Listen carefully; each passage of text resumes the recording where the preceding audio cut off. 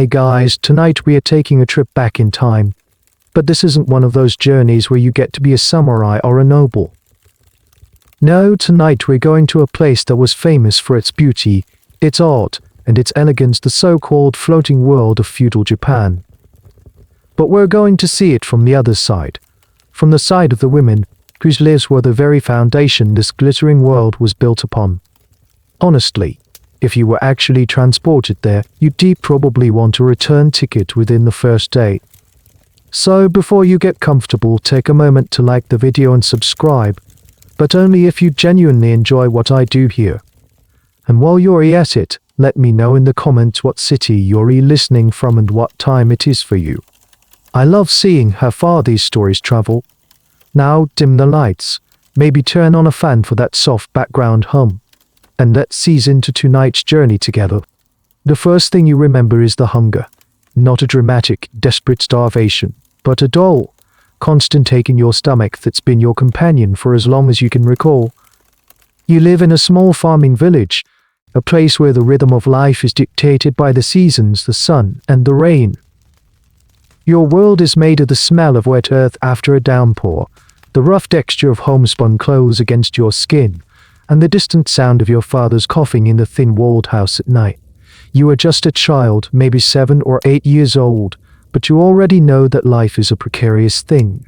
Another failed crop, another tax increase from the local lord, and your family teeters on the edge of oblivion. One day, a man arrives in the village. He cheers not from around here. His clothes are cleaner, his speech is smoother, and he doesn't have the sun-beaten, tired look of the farmers. He speaks with your parents in low, serious tones inside the house while you're told to play outside. You can't make outside. You can't make out the words. But you can feel the weight of them. You see your mother wipe a tear from her eye, but your father's face is a stony mask of grim acceptance. Though you don't know that word, to you he is just a stranger who is changing everything. Later your mother kneels before you. She tidies your hair, her hands trembling slightly. She tells you that you are going on a journey to the great city of Edo. You will work in a beautiful house, she says, and you will learn to be a lady. You'll wear silk, eat rice every day, and you won't have to worry about the cold winters anymore. You will be helping the family, she stresses. Your contribution will be a great honor. You look at her face, trying to understand. You see sadness in her eyes, but also a sliver of something that looks like hope, and it confuses you. The day you leave, your father doesn't say much. He just presses a small, crudely carved wooden charm into your hand and tells you to be good. The broker, the polite man, leads you away by the hand. You don't cry. You are too numb, too overwhelmed to process what is happening. As you walk down the dirt path, you turn back for one last look at your home. It's just a small thatched roof hut, but it's the only world you've ever known. It shrinks behind you until it's gone. The journey to Edo is long. You travel for days, sometimes on foot, sometimes in a bumpy cart. The world opens up before you, wider and more complicated than you ever imagined. You see sprawling fields, dense forests, and towns much larger than your own village. For the first time, you are not hungry. The broker buys you sweet rice cakes at roadside stalls. This simple luxury feels so profound that it almost makes you forget the gnawing fear in your heart. You are being treated better than you ever have been in your life, and this kindness is the most confusing thing of all. This was a common tactic. These brokers weren't cartoon villains dragging screaming children away. Their methods were often far more insidious, built on a foundation of calculated generosity that made the grim reality of the transaction harder to fight against. Historians still debate how much families in this position really understood. Were they fully aware they were selling their daughters into a lifetime of servitude in the pleasure districts? Or were they themselves deceived by the broker's promises of a respectable apprenticeship? The truth is likely a messy combination of both, a cocktail of desperation, willful ignorance, and genuine deception. You, a child walking towards an unknown fate, are the living embodiment of that historical question. As you get closer to Edo, the roads become more crowded. You see samurai with their 2 swords, merchants hauling goods, and monks on pilgrimages. And then you see it. The city. It's a sprawling universe of wooden tile that stretches to the horizon. The noise is a roar, a symphony of a million lives being lived all at once. For a girl who grew up with the sound of wind and cicadas, it's terrifyingly, breathtakingly immense. You clutch the wooden charm in your hand, its familiar shape a tiny anchor in this overwhelming new ocean. The broker tightens his grip on your hand, and you walk forward into the heart of the machine. The broker navigates the labyrinthine streets of Edo with an unnerving confidence. The city is a sensory assault. The air is thick with the smells of charcoal smoke, street food, and the press of thousands of unwashed bodies. The noise is a constant, churning river of sound merchants hawking their wares. The clatter of wooden sandals on packed earth, dogs barking, and the murmur of a million conversations you can't understand. You hold onto his hand, like it's the only solid thing in the universe. Your small wooden charm digging into your palm. He seems to know exactly where he's going, making sharp turns down alleys you're sure you'd be lost in forever. Then, something shifts. The crowds begin to thin. The chaotic energy of the city recedes, replaced by a strange, almost expectant quiet. And that's when you see it. A moat. It's not a grand, defensive structure like one you might see around a castle. It's a dark, still body of water, maybe 50 feet across, filled with murky, blackish water. The locals call it the Ohogoro Debu, the tooth-blackening ditch, because the iron-rich, stagnant water resembled the black dye that married women, high-ranking courtesans used to lacquer their teeth. It's a chillingly domestic name for such a stark boundary. The ditch doesn't look deep, but its purpose is clear. It's a border. It separates the world you just walked through from the world you are about to enter. There is only one way across a single arched wooden bridge leading to a magnificent gate. The gate, the Omon, is huge and imposing, its heavy wooden doors flanked by long, low-roofed buildings that served as guardhouses and administrative offices.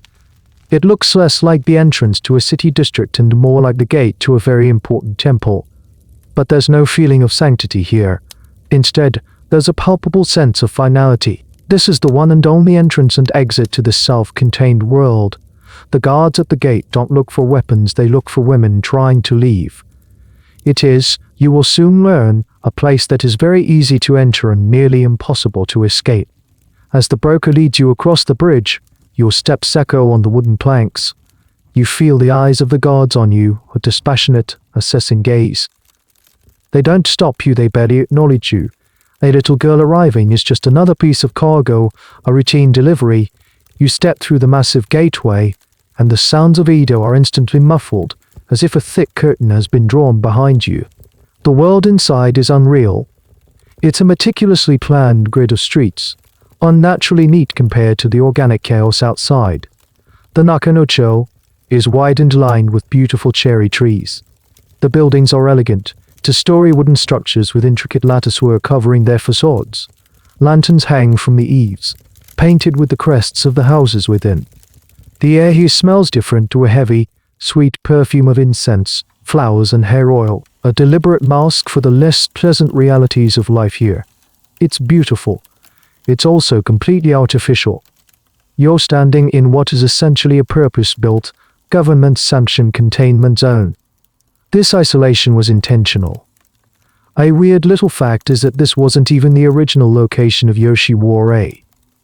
The first one, built in the early 1600s, was in a much more central part of Edo. But after a massive fire destroyed much of the city, the ruling shogunate ordered it rebuilt here. In this more remote, controllable location, surrounded by rice paddies in the moat. They wanted their city's vice district neatly packaged and cordoned off. The broker lets go of your hand. His work is done. The gentle, coaxing tone he used on the journey is gone, replaced by a brisk, businesslike manner. He guides you to one of the largest houses, a place with an impressive facade and a red-lacquered entrance. He speaks to a woman who emerges from the doorway, a severe-looking figure whose face is a mask of white powder. Words are exchanged. A small pouch of coins passes from her hand to his, and just like that, the transaction is complete. You have been sold. The broker gives you one last unreadable look, turns and walks away without a word, disappearing back toward the great gate. You are left standing on the doorstep, facing the woman. She looks down at you, her expression unreadable. You are no longer a person. You are an investment, an asset, a piece of property. Historians still discuss the dual perception of Yoshiwara. For the men who visited, it was the floating world, a place of fantasy, fashion, and escape. For the women inside, it was a gilded cage, a beautiful prison. The debate continues over how much the average person in Edo truly understood about the suffering that propped up this glittering facade. Standing here on the wrong side of the gate, you don't need to debate. You are beginning to live the answer. The woman gestures for you to enter, and you take a small, hesitant step across the threshold, into the house that will now be your entire world. The woman who bought you leads you inside. The interior of the house, the Enkiya, is a maze of polished wooden floors and paper screen walls. The air is thick with the scent of incense and an undercurrent of something else, the faint, cloying smell of makeup and sweat. The woman's footsteps are silent on the tatami mats, but your own rough sandals make a clumsy scuffing sound that feels deafening in the quiet. She is the manager of the house, a position of considerable authority. You will know her only as courtesan mother.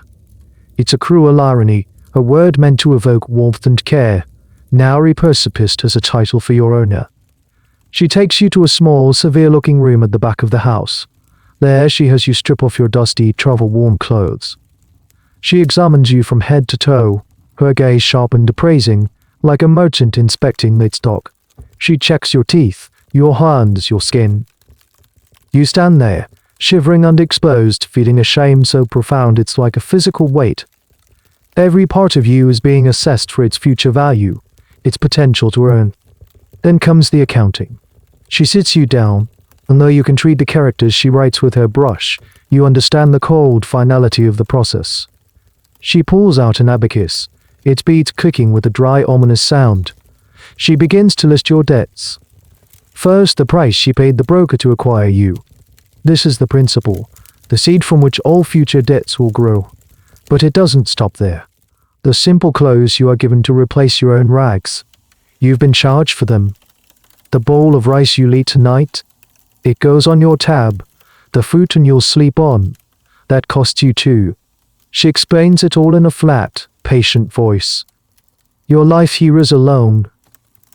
Every single thing you consume, from a grain of rice to a thread of silk, is an advance against your future earnings. You will have to pay it all back. The cost of your training, your food, your medical care, your makeup, your kimonos, it all goes into a ledger under your name. A name, she tells you, that you will be given later. Your old name, the one your parents gave you, is gone. It was left behind in the village, along with everything else. The number she arrives at is meaningless to you. It's an abstract figure, a sound in the air. But you can tell from her tone that it is a vast, insurmountable sum. It's designed to be. This system, known as an inkiboko or contract servitude, was the bedrock of Yoshiwara's economy. The debt was a chain, invisible but stronger than iron. It ensured that escape was not just physically difficult but financially impossible. Even if you could somehow slip past the guards at the Great Gate, where would you go? As a runaway servant with a massive debt to a powerful house, you'd be an outcast, a criminal. Here's a particularly cynical piece of the system: the interest rates were exorbitant. Historians have found ledgers from these houses, and the financial structures they used were brutally effective. The debt was designed to balloon, to grow faster than any woman could possibly earn it back. A girl might work for 10, 15, even 20 years, and at the end of her contract, find that she owed the house more than she did on the day she started. This wasn't a bug in the system, it was the entire point. It created a permanent, dependent workforce. The courtesan finishes her calculations. She looks at you, a small, terrified child, and for a moment, you wonder if you see a flicker of something human in her eyes. Pity. Regret. But it's gone as quickly as it appears, replaced by the same hard, business-like mask. She tells you that you will start tomorrow as a Kayamaro, a personal attendant to one of the senior courtesans. You will learn by watching. You will learn to be useful. You will learn to be useful. She then lays out a beautiful, though small, silk kimono. It's more luxurious than anything you've ever touched. She tells you this will be your new attire. You reach out to touch the smooth, cool fabric, and for a fleeting second, your mother's words come back to you. You'll wear silk. It's true. You are wearing silk, but as you put it on, it doesn't feel like a gift. It feels heavy. Each thread seems to be woven from the number you can't comprehend, the debt you can never repay. There's a lingering debate among scholars about the women who ran these houses. The occasion were they simply heartless monsters, profiting from the misery of others? Or were they themselves former courtesans, trapped in the same system, who had managed to claw their way into a position of power as the only alternative to a destitute old age? The answer is probably both. They were survivors of a cruel system who then became its perpetuators. Looking at the woman in front of you, you see no signs of a shared past, only a future of servitude. She is the gatekeeper of your new life, and she holds the key to your chains, a key she has absolutely no intention of ever using. You are hers now, body, soul, and most importantly, debt.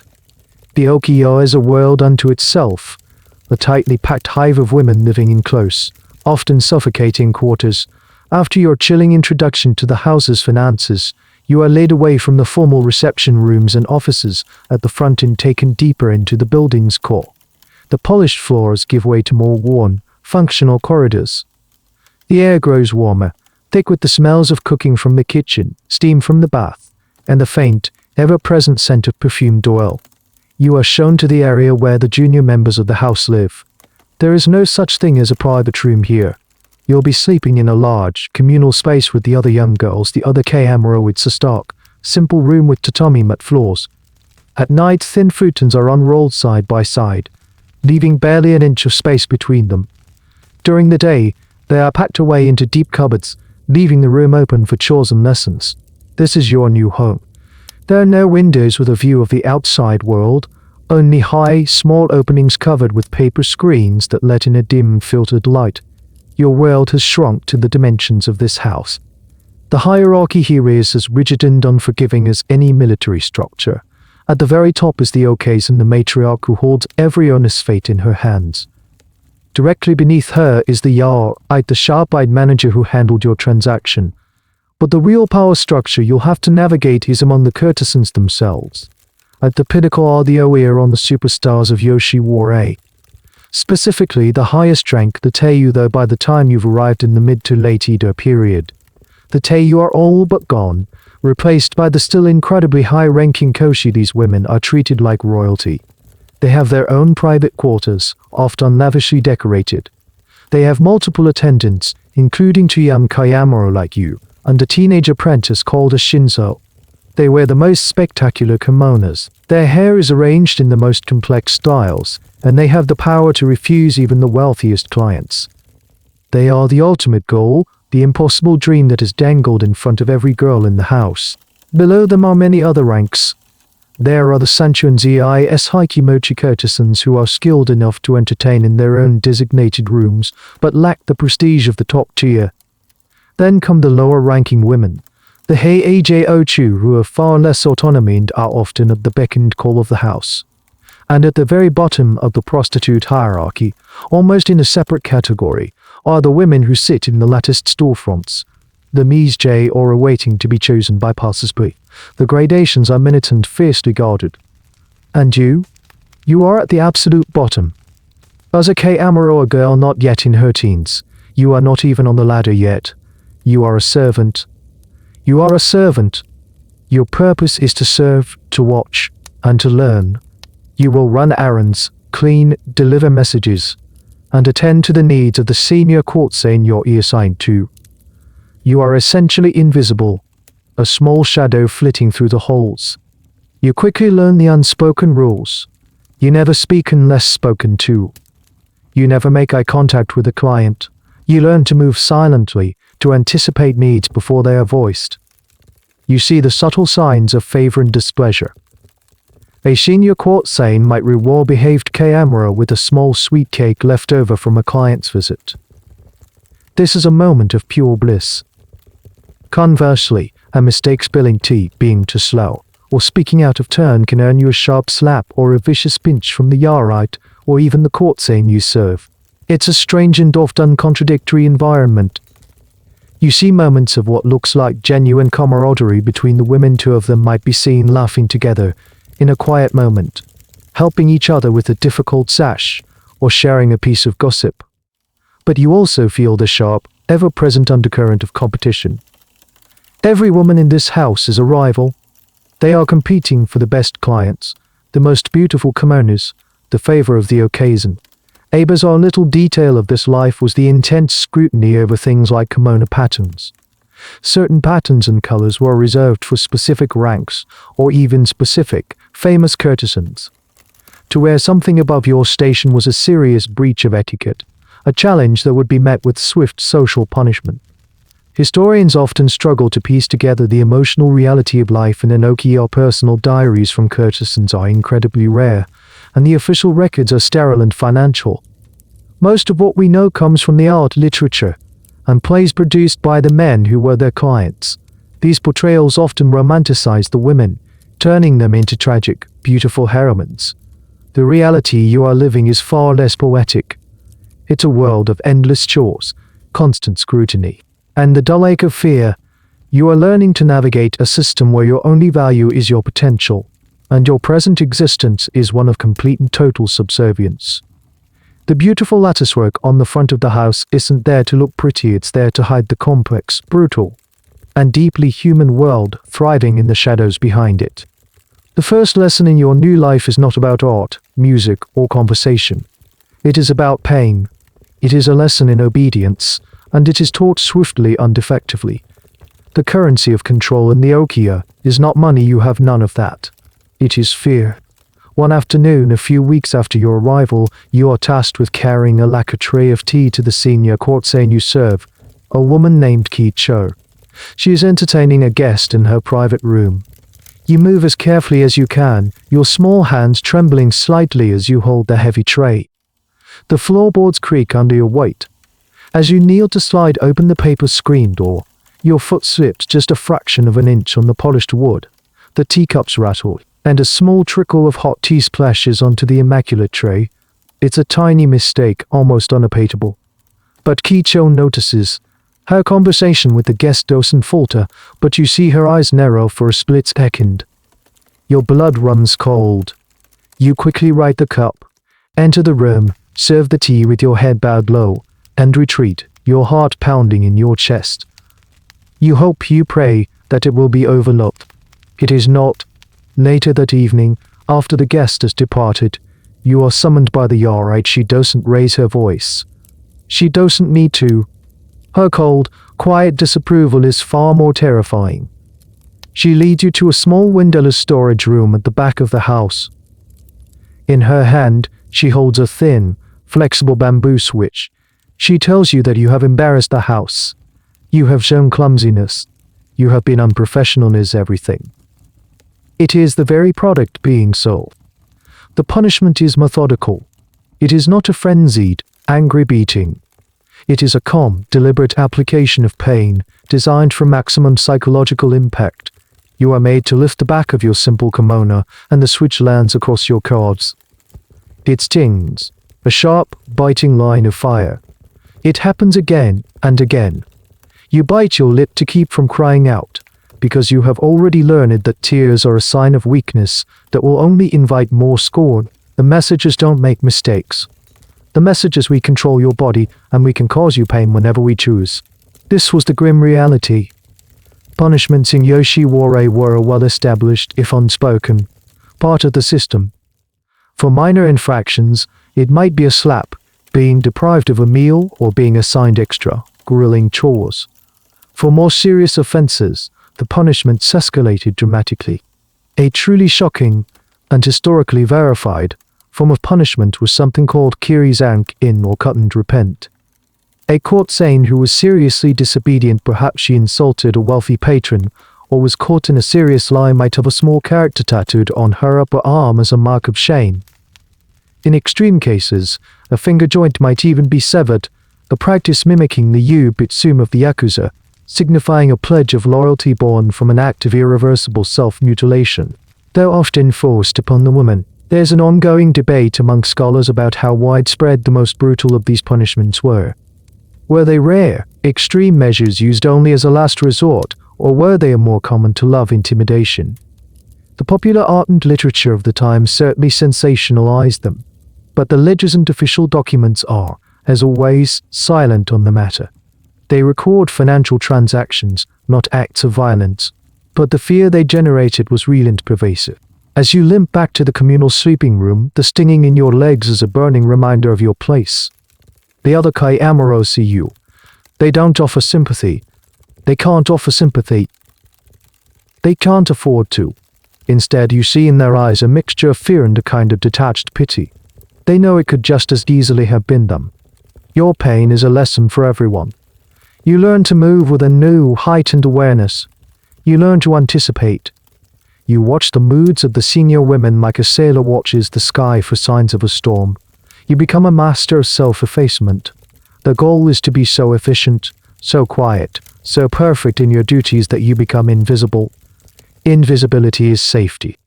You are living in a paradox. To succeed in this world, you must eventually become a dazzling spectacle, a woman who commands the attention of every man in the room.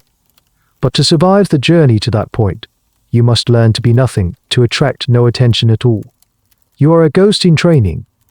The house is full of these young ghosts, all learning the same hard lesson in the floating world. Your body is not your own. It is a tool, an asset, and a canvas for discipline. And the first rule you learn is that the house will not hesitate to break you in order to shape you into what it needs you to be. Your days settle into a grueling, repetitive rhythm. You wake before dawn, when the house is still shrouded in a chilly darkness, the air thick with the smell of stale incense and sleep. Your first duty is to the woman you serve, the high-ranking courtesan Kicho. You have been assigned to her as her junior Kai Amuro. Another girl, slightly older than you, is her senior Kai Amuro. Together, you are her shadows, her extra pair of hands, her personal servants. Your life is now tied to hers. When she wakes, you are there with a basin of warm water for her to wash her face. You help her with the complex process of her morning toilet, which is far simpler than her evening preparations, but still involves an array of mysterious pots of cream and powder. You are the one who fetches her breakfast tray, a delicate meal of rice porridge, pickled vegetables, and tea. You eat your own simple meal of leftover rice and soup only after she has finished, and you've cleared her things away. Most of your day is spent observing her. This is a critical part of your education, more important than any formal lesson. You watch how she walks, how she sits, how she holds a teacup. You watch how she speaks to the other women in the house, the subtle shifts in tone and language she uses depending on their rank. You watch how she interacts with the okays in a careful dance of deference and veiled negotiation. Being a Kayamuro to a high-ranking Oiron was a very specific and privileged position despite the servitude. These girls were chosen for their potential. They were often dressed in matching kimonos, their hair styled in a similar, though simpler, fashion to their mistress. When their mistress paraded through the streets in the famous Oiron Duchu, the Kayamuro would walk proudly in front of her, like miniature, doll-like versions of the main attraction. They were living advertisements for the future of the house. You learn the 1,000 tiny details of her profession. You learn to recognize the crests of the various tea houses and restaurants she frequents. You learn the names of her regular patrons. Her nojimi you learn to tell from the sound of her voice on the other side of a paper screen, whether a client is pleasing her or boring her. You become a living repository of her personal information. One of your most important jobs is tending to her tools of the trade. This includes her vast and breathtakingly expensive wardrobe of kimonos. You learn how to fold them correctly, a complex process that prevents creasing and protects the delicate silk and embroidery.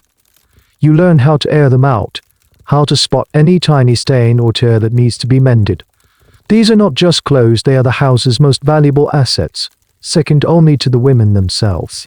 You also learn about her kai to a small dagger she carries tucked into her obi sash. This is a fascinating and often misunderstood object. Popular stories and plays love to portray these daggers as a courtesan's last defense, a tool for suicide to protect her honor, but the historical reality is far less dramatic. For most courtesans, the dagger was purely symbolic, a part of the traditional costume that signified her status, harkening back to the weapons carried by women of the samurai class. Historians still debate whether these daggers were ever actually used for self-defense, or if they were merely an elaborate, and perhaps poignant piece of jewelry. To you, it's just another heavy, ornate object you have to help her put on and take off. You see Kicho in her unguarded moments. You see her when she is tired, when the elaborate mask of the perfect entertainer cracks. You see her rubbing her aching feet after a long night of entertaining. You see the irritation flash across her face when a booking is cancelled. You see her staring out of a window that faces only the inner courtyard of the Oki, yet her expression blank and unreadable. In these moments she is not the dazzling star of Yoshiwara. She is not the dazzling star of Yoshiwara, she is just a woman trapped in a cage, albeit a very beautiful one. You and the other Amuro are her confidantes by default, but you are not her friends. The relationship is to imbalance. She might show you a moment of kindness, a shared joke, a small gift, but the line between mistress and servant is never ever blurred. You are her apprentice, her property, her investment. Your success will one day reflect on her, and your failure would be her shame. Living in her shadow, you begin to understand the immense pressure she is under. The constant need to be charming, witty, beautiful, and talented. The endless dance of pleasing patrons while maintaining an air of dignity and control. The financial burden of her own debts, which are vastly greater than yours. You see that the gilded cage only gets more ornate the higher you climb, but it is a cage all the same. Your apprenticeship is not just about learning a set of skills, it's about being slowly, methodically broken in, conditioned for a life where every gesture is calculated and every emotion is a performance. And Kicho, whether she knows it or not, is your primary teacher in this silent, brutal curriculum. Your life as a shadow and a servant is only one half of your education. The other half is formal, structured, and just as demanding. The Okiya is not just a residence, it's a school, and the curriculum is designed to transform a rough country girl into a polished work of art. The product being sold in Yoshiwara wasn't just physical intimacy for the high-ranking courtesans. It was the illusion of a perfect, cultured female companion, and that illusion required years of relentless training. Several times a week, you and the other young girls are herded into a large tatami room which serves as a classroom. Here, under the stern eye of various tutors, your real indoctrination begins. Your body, which you've only ever known as a tool for simple farm work, must be retrained to be an instrument of grace. You start with the basics: how to walk, sit, and kneel. It sounds simple, but it's not. You must learn the shuffling, gliding walk required by the tight kimono. Your feet turn slightly inward. You must learn to kneel and rise in a single, fluid motion without using your hands for support. It's a core strengthening exercise that leaves your legs and back aching for days. Every movement is broken down, corrected, and practiced until it becomes second nature, and flaws are not tolerated. Then come the arts. These are the skills that separate the high-class Iran from the common prostitute. They are the gei in geisha the arts. And while you are not training to be a geisha, who were primarily entertainers and not courtesans, the high-ranking women of Yoshiwara were expected to possess many of the same skills. Music is paramount. You are taught the shamisen, the three-stringed lute whose melancholic sound is the signature of the floating world. Your fingers, calloused from farm work, are clumsy on the delicate strings. The instrument feels alien in your hands. A tutor, a grim-faced older woman who was likely a retired entertainer herself, wraps your knuckles with a fan when you play a wrong note.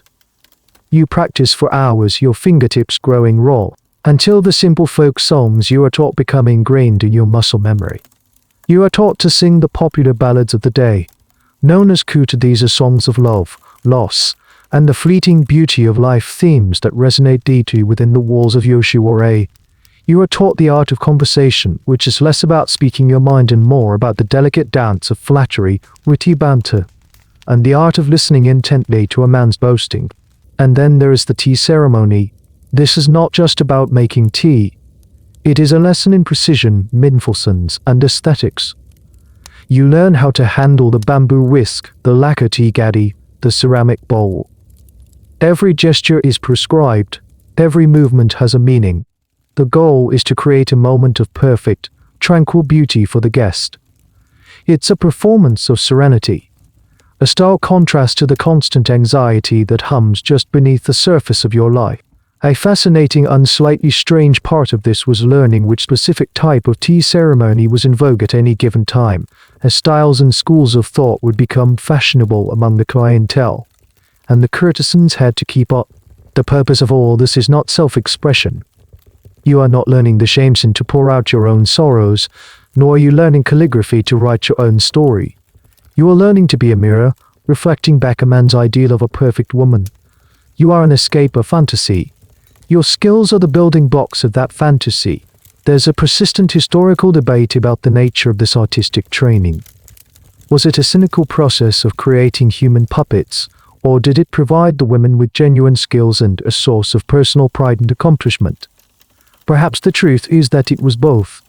For some women, mastery of the shamisen or ikebana may have been a genuine source of joy and a way to carve out a small space of personal identity in a life that was otherwise completely controlled.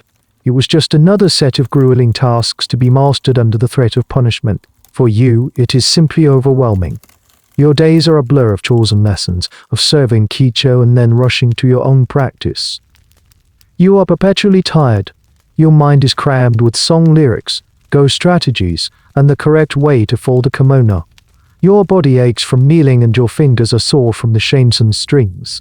You are being systematically dismantled and rebuilt, piece by piece.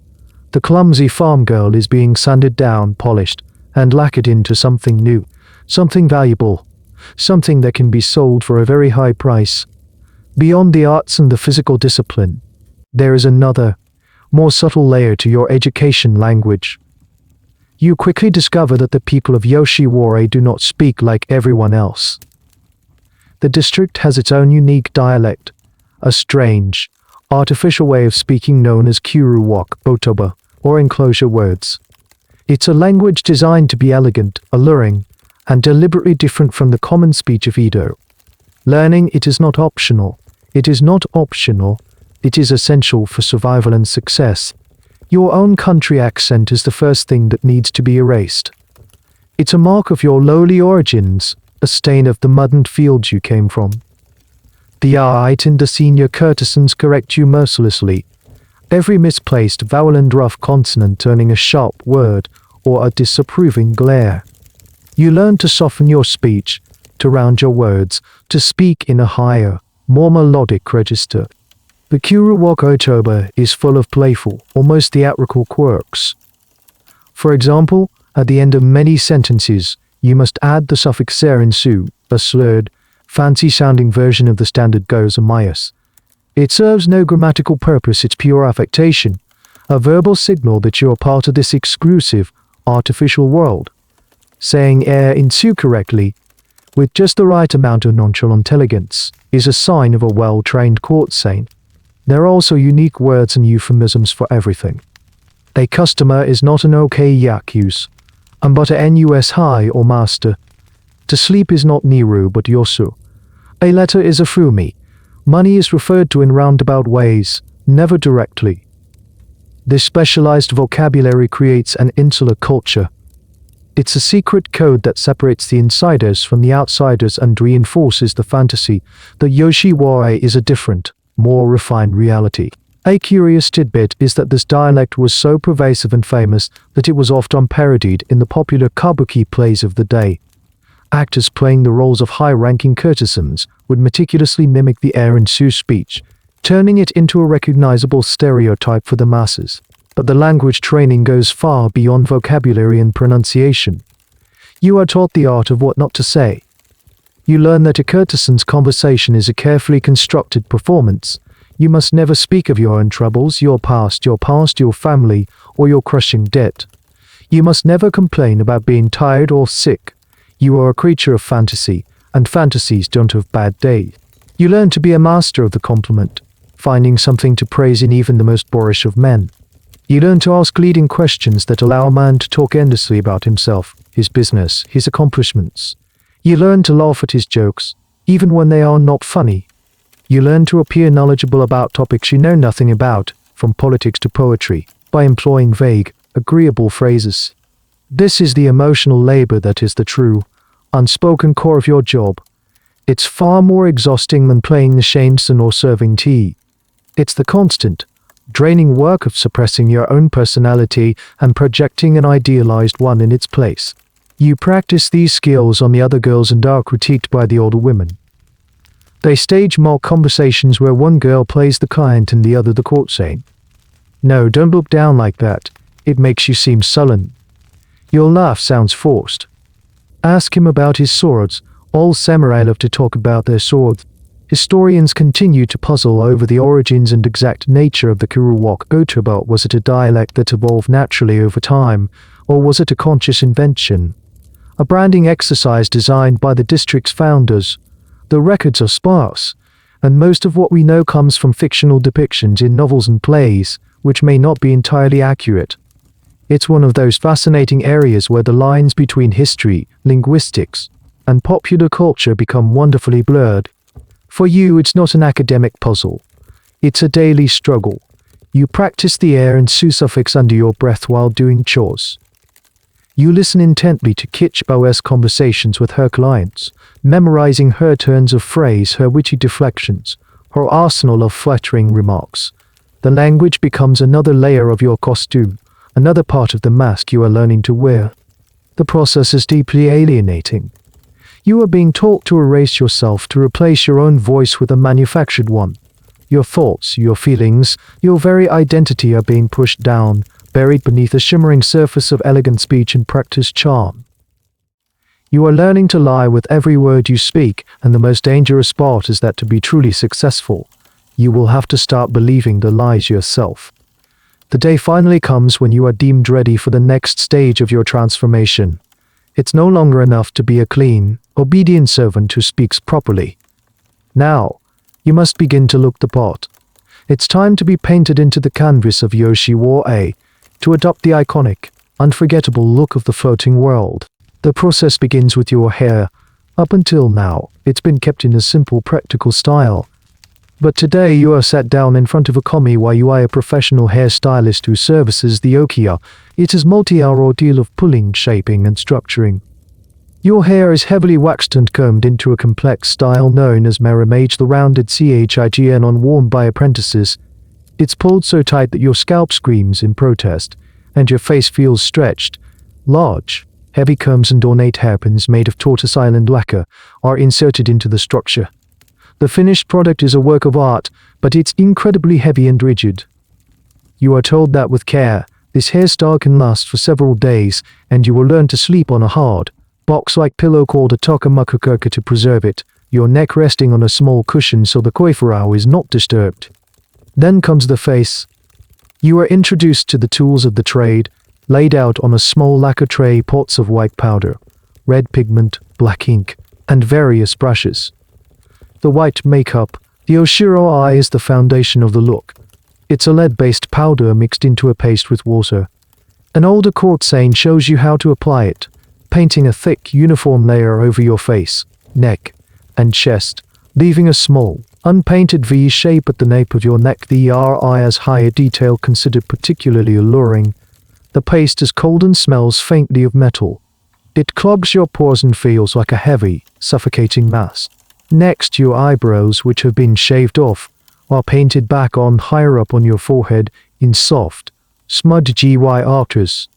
Your eyes are lined with black charcoal, and the corners are accented with a touch of red pigment, a look meant to be both innocent and seductive. The final touch is the lips. Only your lower lip is painted with a vibrant red, made from safflower petals, a sign of your apprentice status. The full, painted mouth is reserved for senior courtesans. When you look into the polished bronze mirror, the person staring back is a stranger. It's a doll, a beautiful, blank, perfect doll. Your own features, the freckle on your nose, the small scar on your chin from a childhood fall, have been completely erased, buried under the white paste. Then comes the kimono.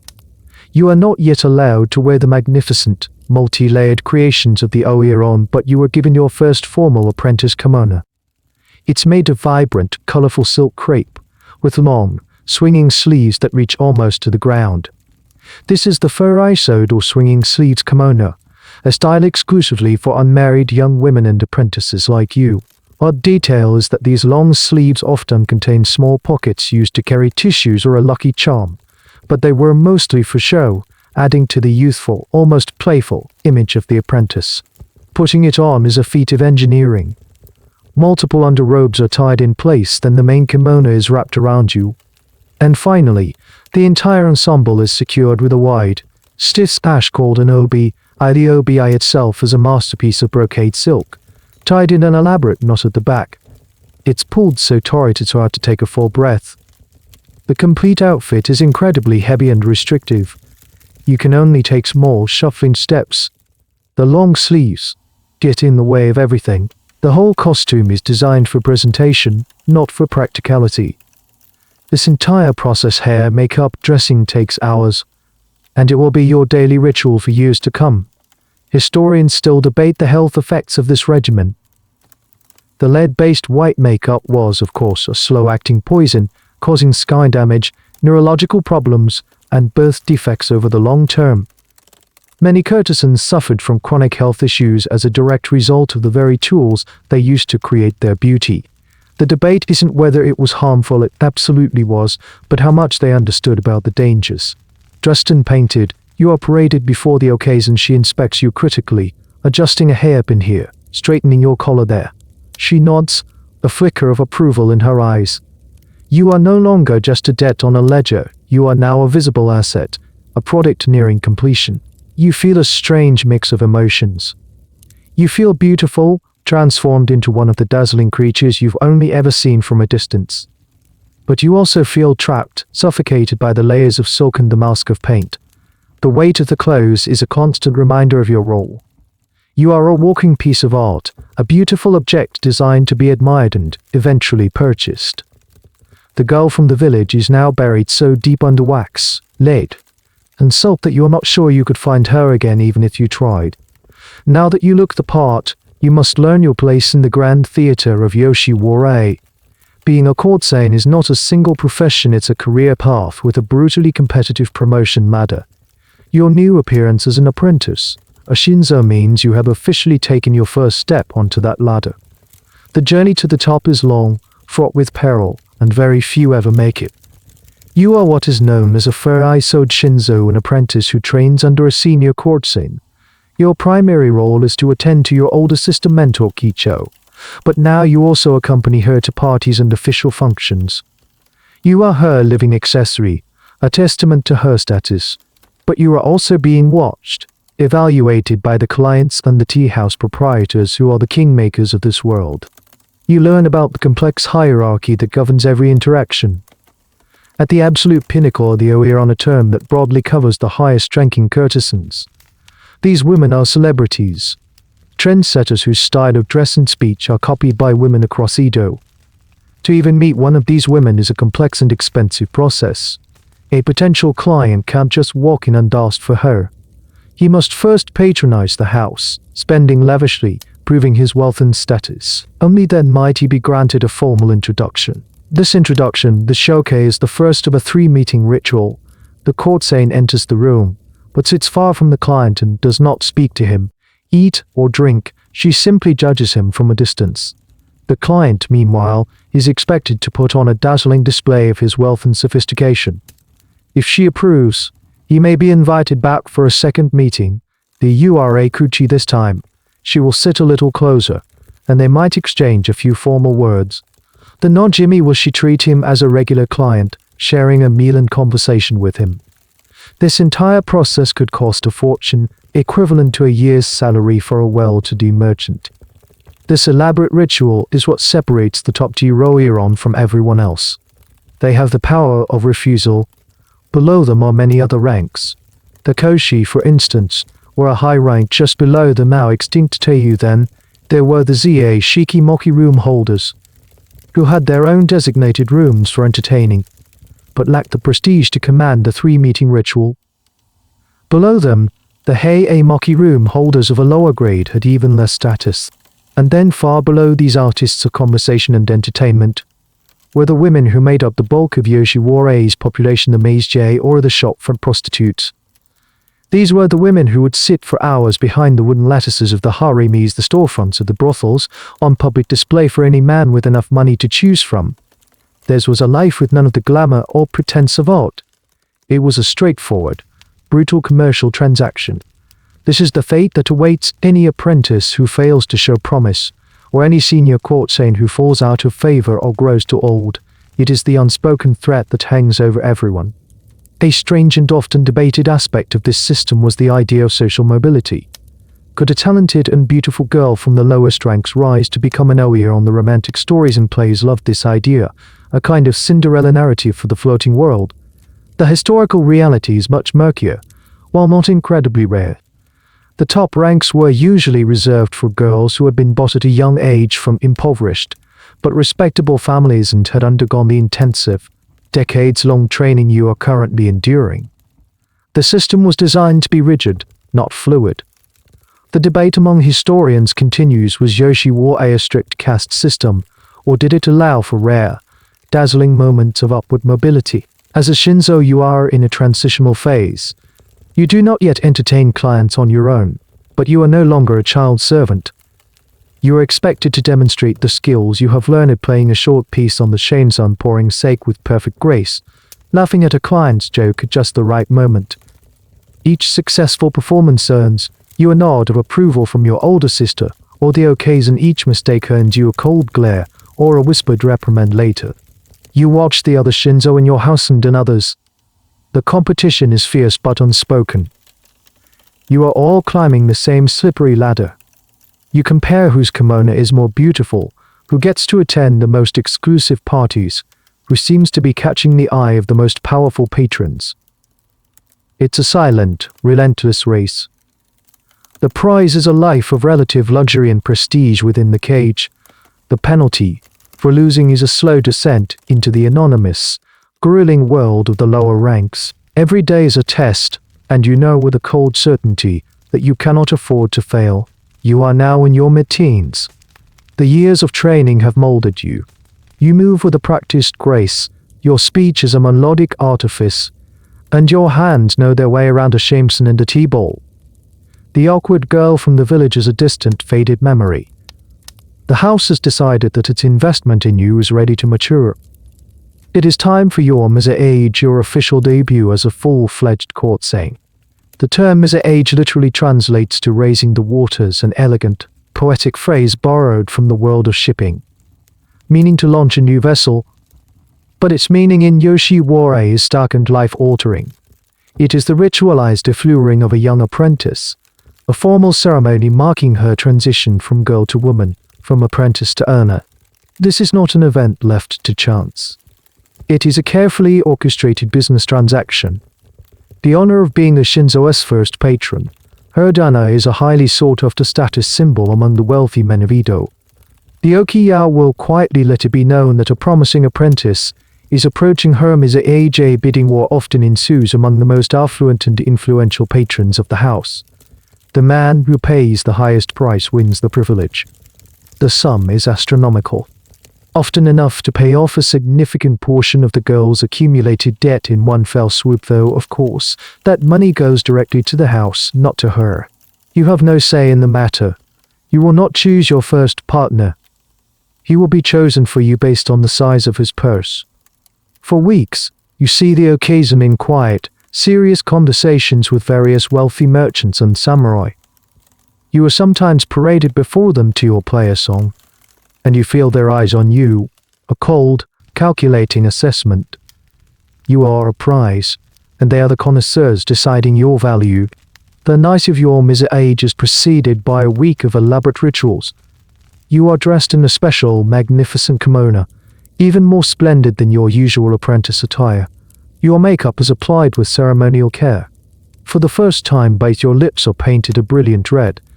You are taken to visit the tea houses and other okiya in the district to be formally presented, a public announcement of your impending debut. The actual event is shrouded in formality, A great banquet is held in the patron's honor. You are the guest of honor, but you feel like a sacrificial offering.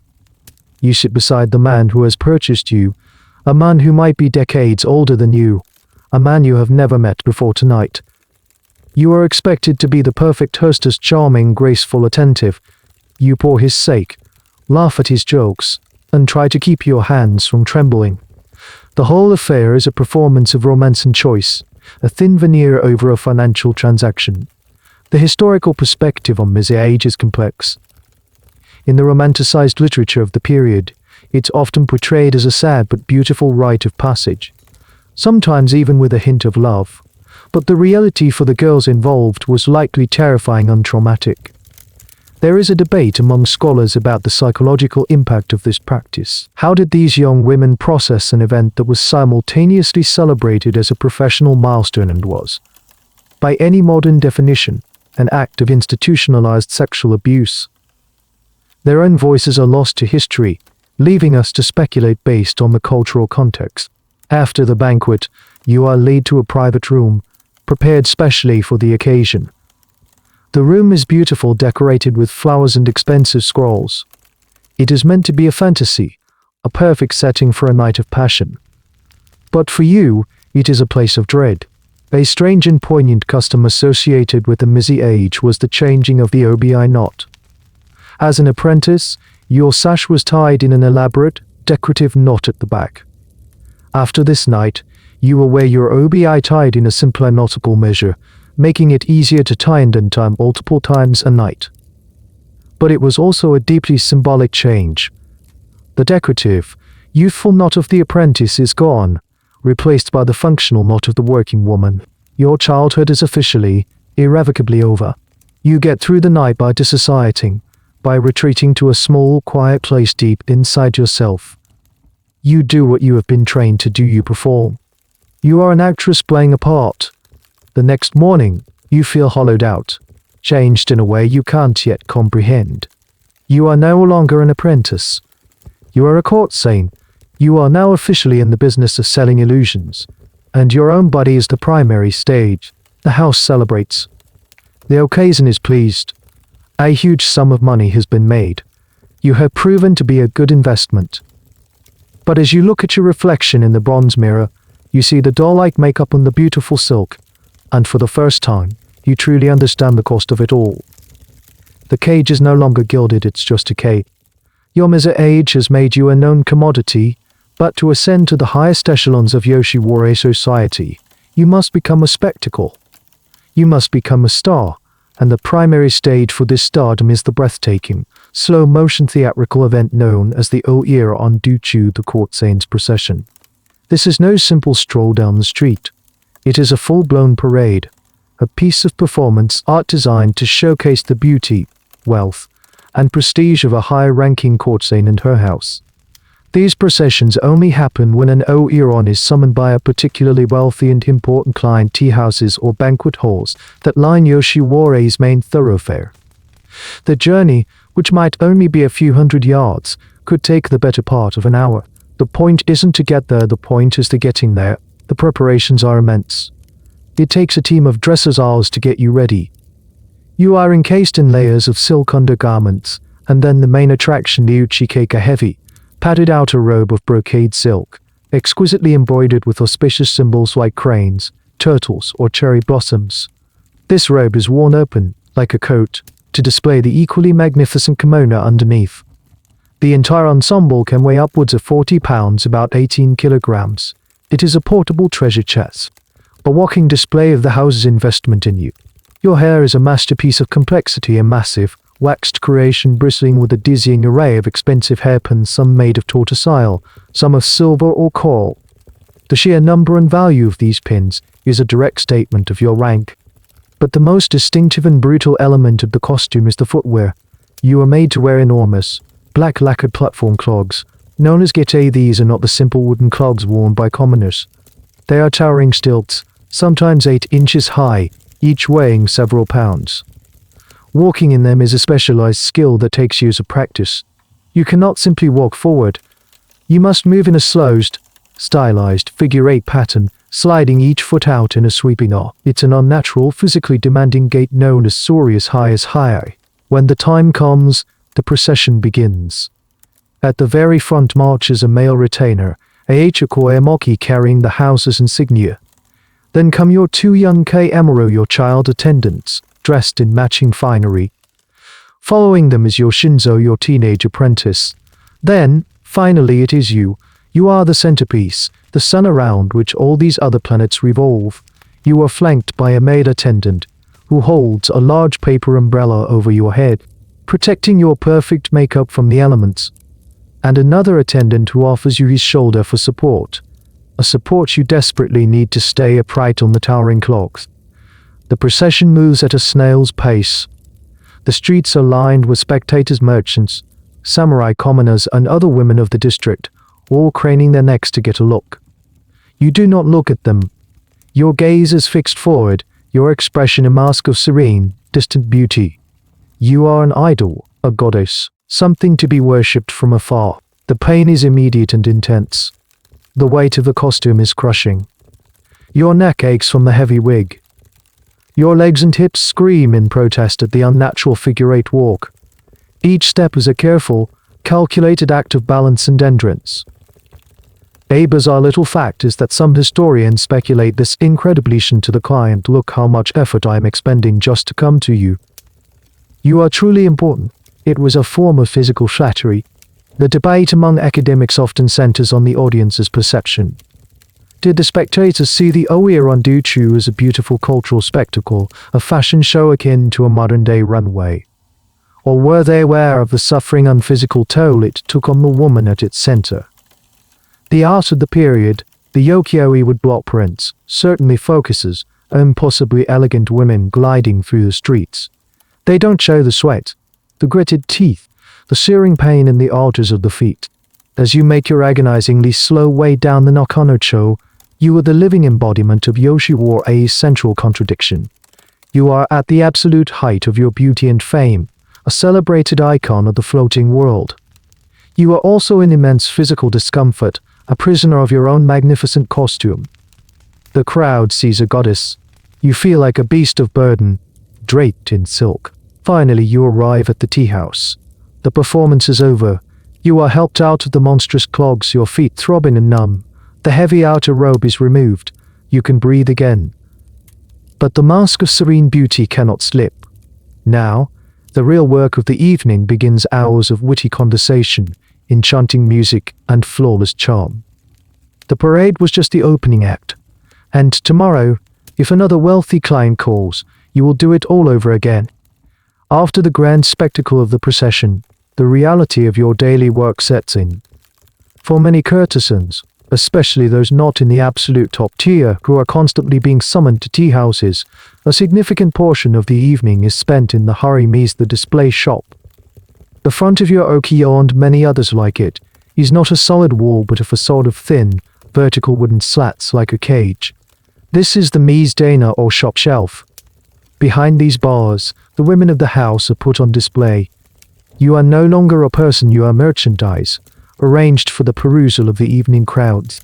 The room behind the lattice is called the Za Shiki. It's often beautifully decorated, with painted screens and fine tatami mats, to create an appealing backdrop. Here, you and the other available courtesans of the house sit for hours. You are not allowed to look bored. You must sit in the formal seai position, kneeling with your legs folded beneath your posture that becomes excruciatingly painful after a short time. You must maintain a serene, inviting, yet demure expression. You are arranged according to rank. The highest-ranking woman present sits in the center, in the position of honor. The others are arranged on either side of her, are silent, living to blow of the house's offerings. You wear beautiful kimonos. Your hair and makeup are perfect. The entire scene is carefully lit by lanterns to be as alluring as possible. Outside, the main streets of Yoshiwara are thronged with men. They are of all classes: samurai, wealthy merchants, clerks, and even common laborers with a bit of extra coin. They stroll up and down the avenues, a practice known as yukaku-ma, or a pleasure quarter strolling. They stop before the latticed houses, peering in, commenting, undervaluating the women on display. This practice is central to the Yoshiwara experience that is depicted in countless Yo-e prints. Use it there, silent and still, while dozens, sometimes hundreds, of strange men stare at you. They discuss you with their friends as if you are a horse or a piece of pottery. The one on the right has a nice smile.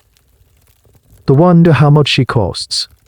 You hear their muffled voices through the slats, and you learn to tune them out to retreat into that quiet place in your mind. You are not allowed to speak to them or make any overt gestures. Your job is simply to be looked at. The selection process is a strange ritual. A man who is interested will signal to a tout or a representative of the house. He will negotiate the price. If a deal is struck, the woman is summoned.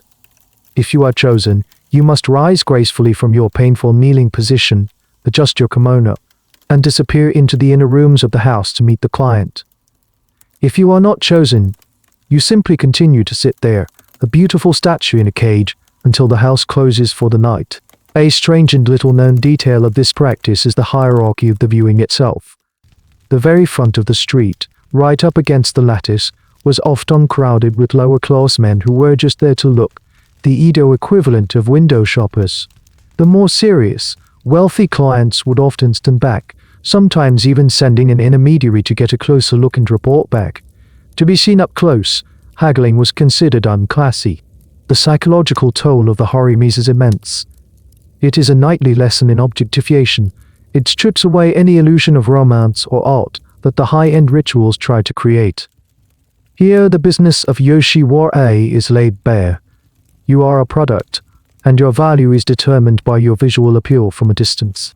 Historians have debated the function of the lattice for centuries. Was it to protect the women, to create a boundary between them and the street? Or was it, more cynically, a way to enhance their allure, to make them seem both accessible and unattainable at the same time, like rare treasures in a display case? The answer, as always, is likely a combination of both. It was a tool of control, of marketing, and of profound objectification.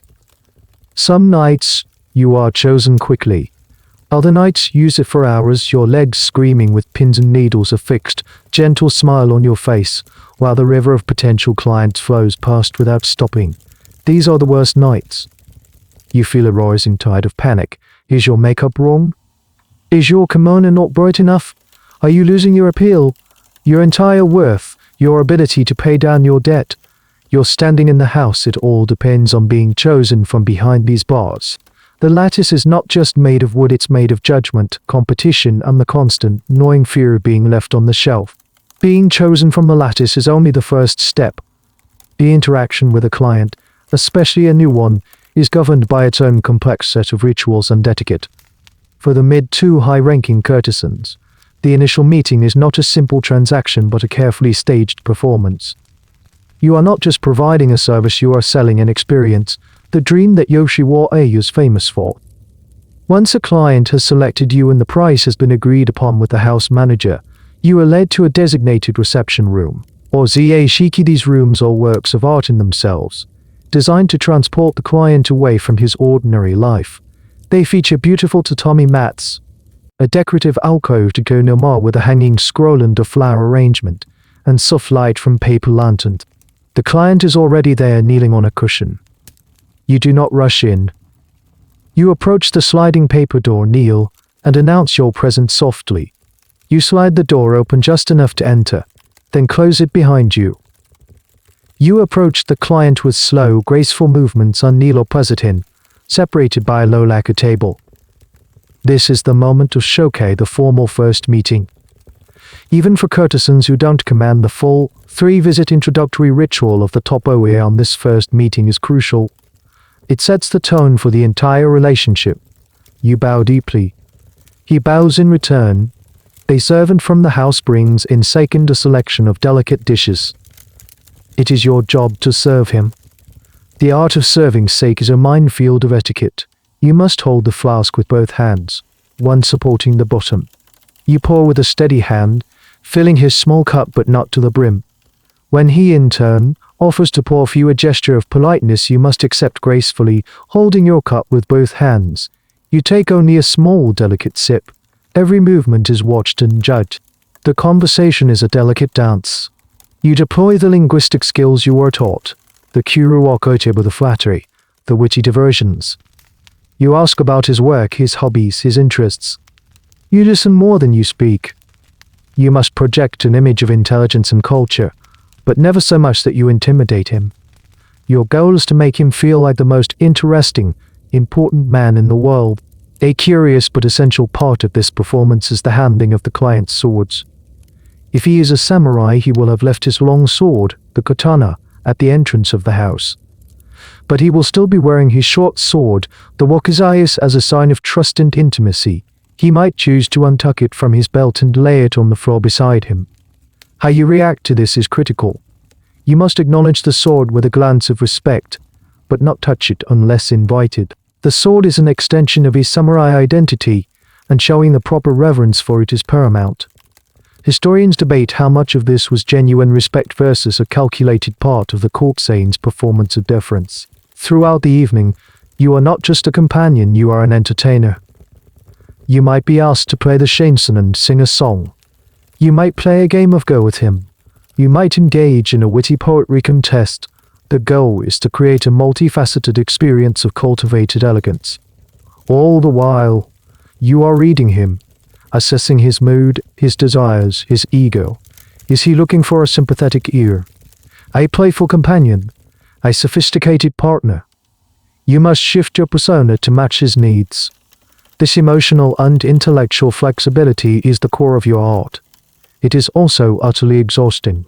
The evening progresses through a series of prescribed stages, from the initial formal introduction to a more relaxed period of conversation and entertainment, and finally to the conclusion of the night. Even this final stage is handled with a sense of decorum and ritual. In the morning, the client does not simply get up and leave. There is a tradition of kin Eugenie or morning after close where the couple is expected to share a few quiet moments together before he departs. This reinforces the illusion of a genuine connection, not just a one-night transaction. The entire process is a carefully constructed illusion. It is designed to make the client feel that he has not just bought a woman's time, but that he has earned her affection and admiration. Your success depends on your ability to maintain this illusion. A single misstep, a clumsy gesture, a thoughtless word, a moment of genuine boredom showing on your face can shatter the fantasy and ruin your reputation. You are an actress in a play that runs every single night, and you can never, ever forget your lines. You are now a working courtesan. Money is flowing into the house because of you. The courtesan smiles at you more often. You wear finer kimonos. You eat better food. From the outside, it might seem like your life has improved dramatically. But then you are introduced to the brutal, inescapable reality that governs your existence, the ledger. Once a month, the Yorite sits you down for a financial reckoning. She gets out the same abacus, the same inkstone and brush, and the same thick paper ledger that she used on your first day. But now the numbers are far more complex. On one side of the page are your earnings. Every client you entertain, every banquet you attend, it all generates income for the house. A portion of that income is notionally credited to you. You watch as the manager records these sums, and for a fleeting moment, you feel a sense of accomplishment. You are valuable. You are earning. Then, she turns to the other side of the page, your expenses. And the hope you felt coalesce into despair. The list is endless. The magnificent kimono you wore last night? You didn't own it. You rented it from the house at a steep price. The services of the hairdresser who spent hours on your elaborate coiffure. The cost is added to your ply every day. It's not free. The food you eat, the charcoal that heats your room in winter, the contribution to the house's general upkeep, it all goes on your tab. If you get sick and need medicine or a doctor, the cost is astronomical. Even the things you need to do your job add to your debt. The gifts you are expected to give to the proprietors of important tea houses to stay in their good graces. You pay for them. The new chains and strings you need. They are charged to your account. The system is a masterclass in predatory lending, a closed loop from which there is no escape.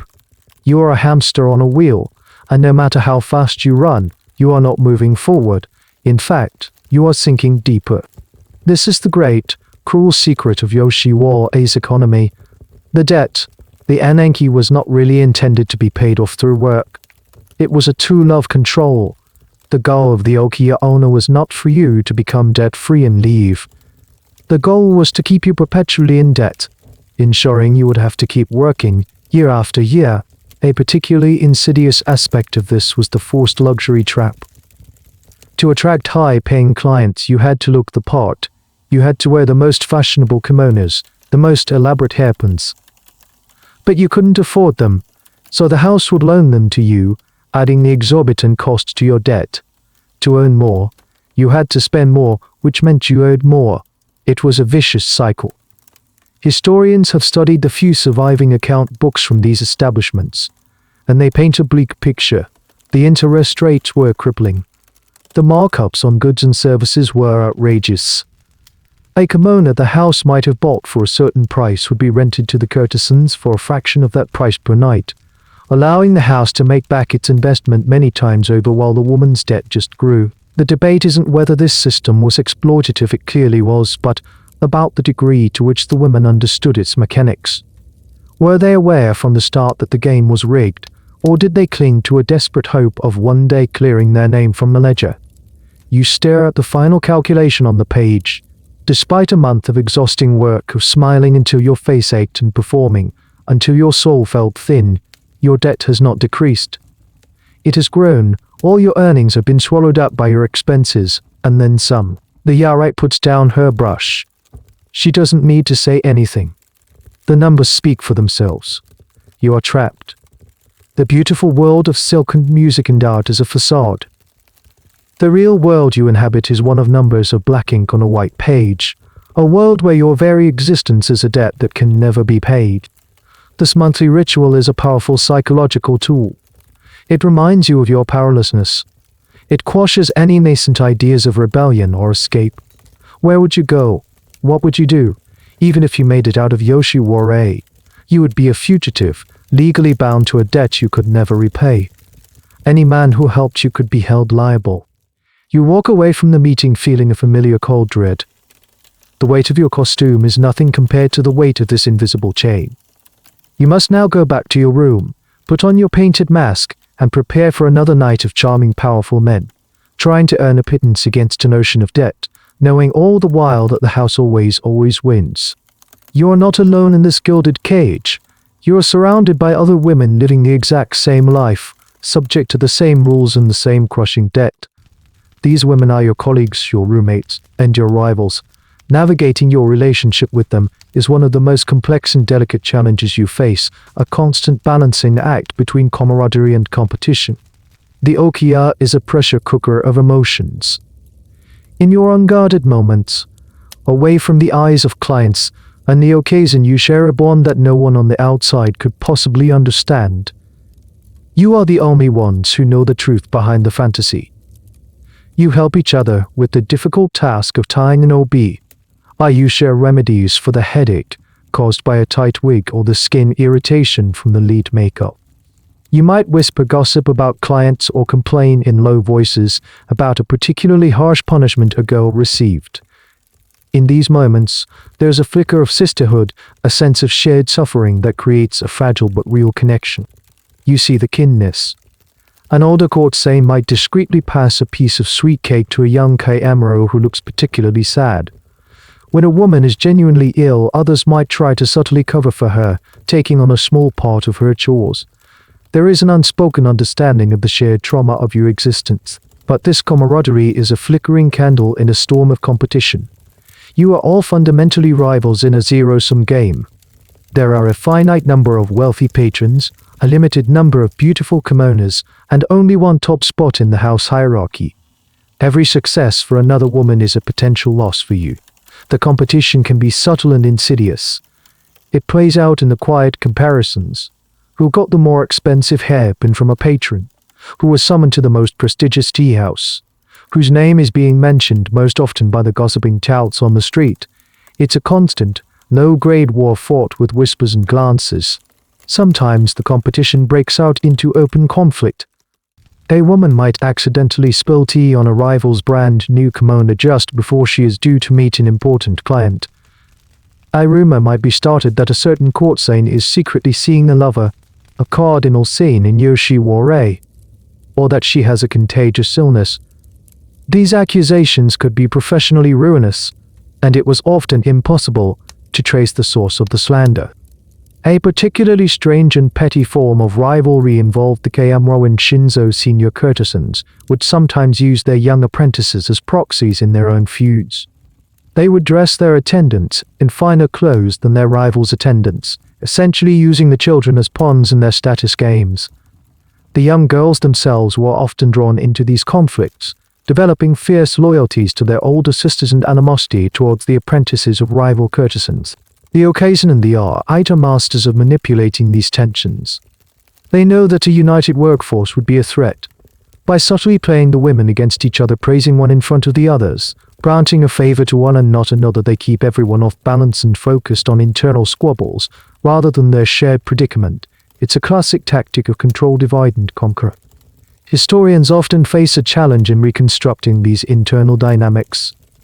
The official story of Yoshiwara, as told in popular art and literature, often focused on two main narratives, either the tragic, noble courtesan who sacrifices all for love, or the cartoonish lie evil, scheming courtesan who plots against the heroine. The reality was likely much more nuanced.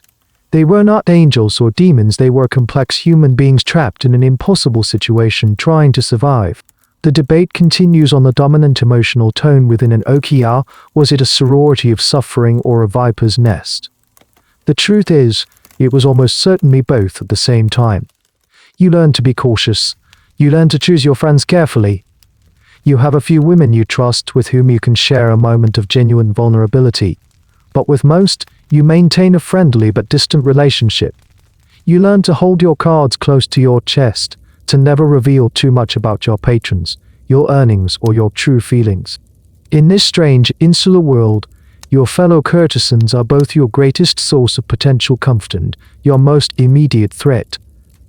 They are the only ones who truly know what it's like to wear the painted mask every day. But they are also the ones most likely to try and crack it. It is a lonely and precarious existence, made all the more so by the fact that you are surrounded by people, yet fundamentally on your own. Life in Yoshiwara is a relentless grind of performance, debt, and competition. But even in this highly controlled environment, there are moments of respite. The district observes certain official holidays, dictated by the Shogun Owl calendar and the changing seasons. On these days, the business of the floating world comes to a temporary halt.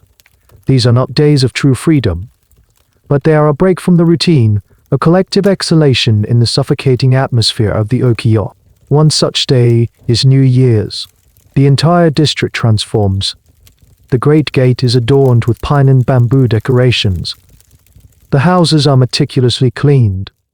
For a brief period, the relentless focus on clients and commerce is replaced by a performance of domestic festivity.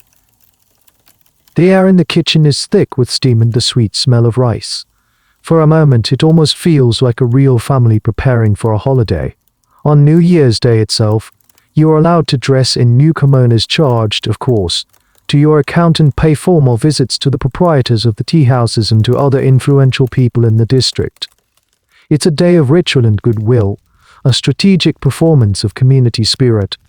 You might even be allowed to play games like Haintsuki, a traditional paddle and shuttlecock game, in the courtyards. The sound of laughter, genuine and unforced, might echo through the house for a few precious hours. Another important event is the cherry blossom viewing in spring. The main avenue of Yoshiwara, the Nakanocho, is famously lined with cherry trees. When they burst into bloom, the entire district is transformed into a pastel pink wonderland. For a few weeks, the beauty of the floating world feels less artificial, touched by the genuine, fleeting beauty of nature. On certain days, clients might host blossom viewing parties.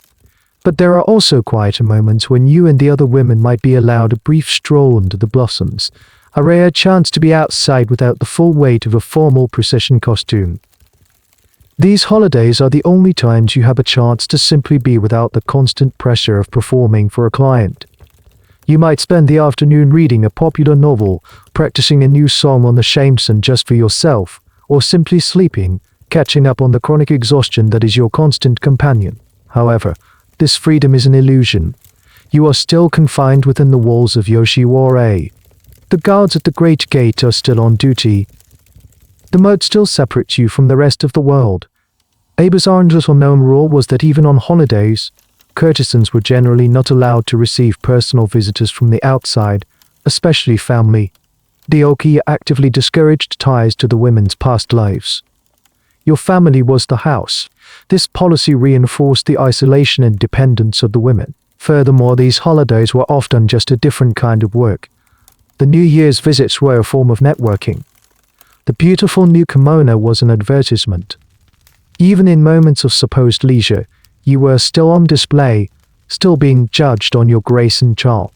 Historians debate the true function of these holidays within the Yoshiwara system. Were they a genuine concession to the humanity of the women, a recognition that even a beast of burden needs an occasional rest?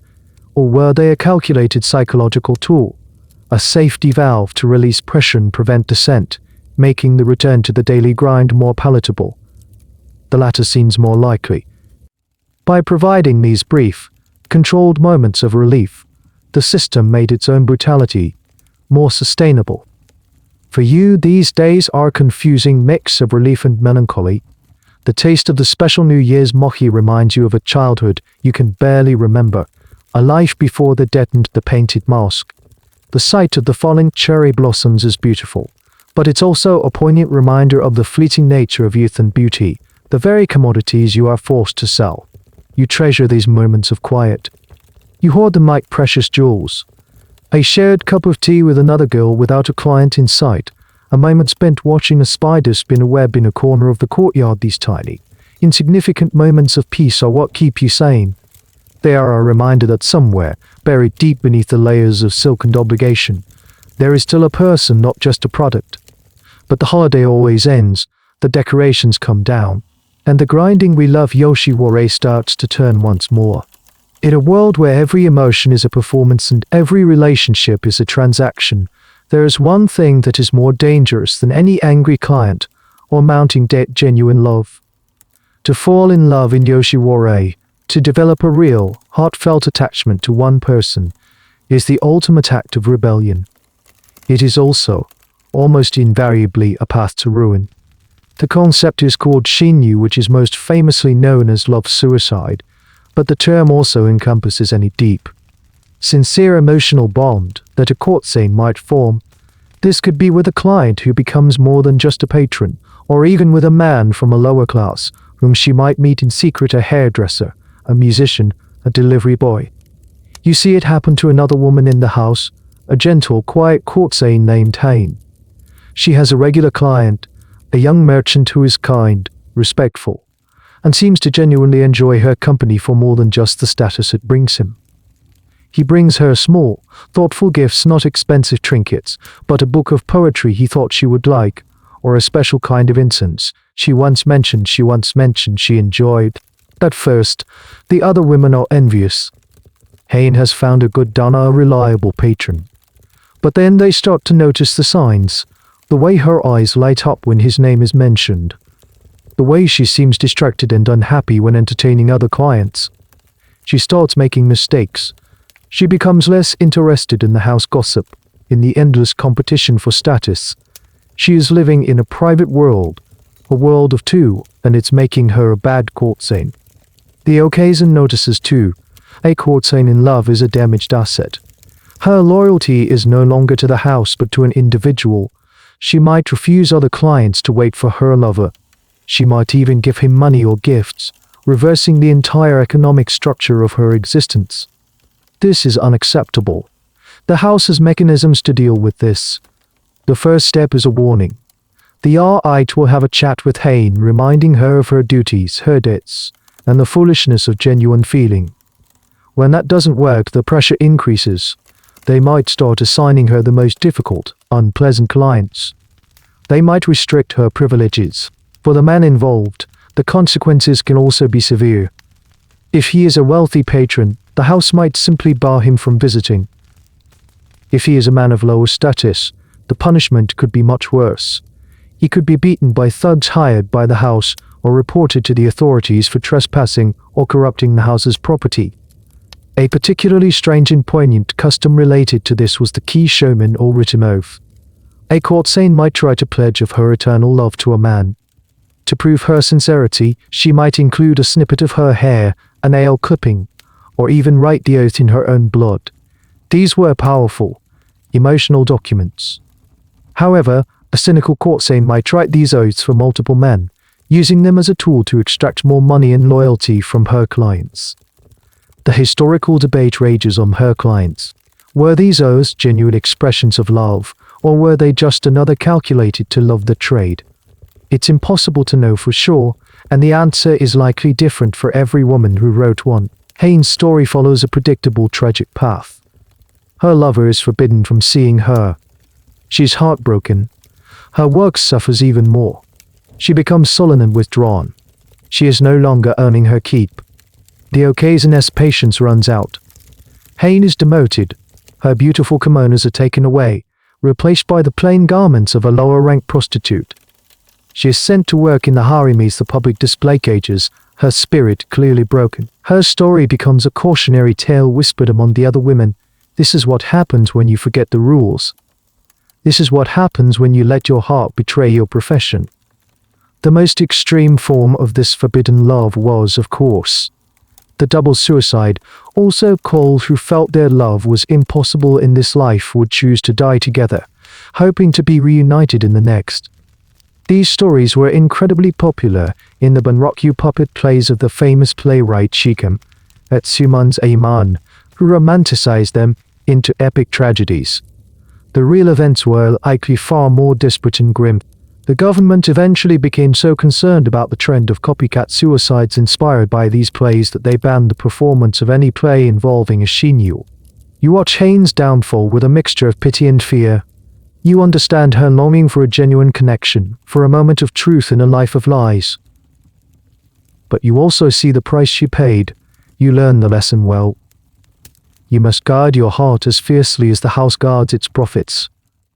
To open it is to invite disaster. You build your walls higher, you perfect your painted smile, and you push down any flicker of genuine emotion that threatens to emerge. A heart is not a source of love, it is a liability. The idea is a persistent whisper in the dark corners of the okiya. It's a fantasy shared in hushed tones when the yarite is out of earshot. Escape. It's called as high nuke, which literally means pulling out one's legs. To run away from Yoshiwara is to defy the entire system, to declare that you are a person, not property. It is also an act of breathtaking, almost suicidal bravery. The physical barriers are obvious and formidable. Yoshiwara is an island, surrounded by the murky moat. There is only one way in and one way out, the Great Gate, which is manned by guards 24 hours a day. Their primary job is not to keep people out, but to keep the women in. They check every departing pallet noon, every cart, every group of people. They are looking for the face of a courtesan trying to slip through. But the physical barriers are the least of your worries. The real chains are invisible. First, there is your debt. Running away doesn't erase it. You become a fugitive debtor, a criminal. The Okiya would register your escape with the authorities, and your description would be posted in public places. Anyone found sheltering you could be severely punished. Then there is your appearance. You are instantly recognizable. Your elaborate hairstyle, your plucked and painted eyebrows, the way you walk and talk, it all screams Yoshiwara. To escape, you would need to completely transform yourself, to shed the identity that has been so painstakingly forced upon you. You would need to find simple, common clothes, learn to speak without the air and sue affectation, and try to blend in with the ordinary folk you haven't interacted with in years. Despite the astronomical odds, women try. You hear the stories. A girl who managed to bribe a waste collector to hide her in his cart. A woman who feigned a serious illness to be taken to a temple outside the gates, only to disappear. A couple who tried to swim across the fetid moat in the dead of night. These stories are fuel for your own fantasies. You imagine it sometimes, late at night, lying on your futon. You picture yourself shedding your heavy silk kimono, washing the white paint from your face, and running, just running, until the glittering, suffocating world of Yoshiwara is just a bad dream behind you. But then you hear the other stories, the stories of what happens when they are caught. The punishments for attempted as high nuke are the most severe the house can deliver, designed not just to discipline the offender but to terrorize everyone else. The captured woman is paraded through the Okiya as an example. She will certainly have her rank and all her privileges stripped away. She will be forced into the lowest, most grueling form of labor, likely as a servant or a low-class prostitute, her debt massively increased to cover the costs of her recapture. In some of the most brutal though possibly sensationalized accounts, a recaptured courtesan might be forced to sit on display at the Great Gate itself, her crime advertised for all to see. In other tales, she might suffer the ultimate humiliation having the character for escapee tattooed on her body. The historical accuracy of these most extreme punishments is, as always, a matter of debate among scholars. They certainly existed in the popular imagination and in cautionary tales, but how often they were actually carried out is difficult to verify from the dry financial records that survive. A strange and lesser-known fact is that there was one legitimate way for a courtesan to leave Yoshiwara temporarily. It was called hokoyadu or service leave. If a courtesan's parents were dying, she could, with the house's permission and under strict guard, be allowed to leave for a very short period to pay her last respects. This was a rare privilege granted only to the most trusted and valuable women, and it was fraught with paperwork and bonds to ensure her return. Sorrowful glimpse of the outside world before being pulled back in. One day the whispers in the house turned to reality. A young Shinzo, an apprentice just a few years older than you were when you arrived, has vanished overnight. The house is thrown into chaos. The courtesan is furious. The guards are questioned. Every room is searched. For a day, there is a frantic, hopeful energy in the air. Maybe she made it. Maybe one of them actually got away. The hope is extinguished days later. She is brought back, dragged between two grim-faced guards. She had been found hiding in a temple in a nearby town, recognized by a local official who knew the face of a Yoshiwara girl. The punishment is swift and public.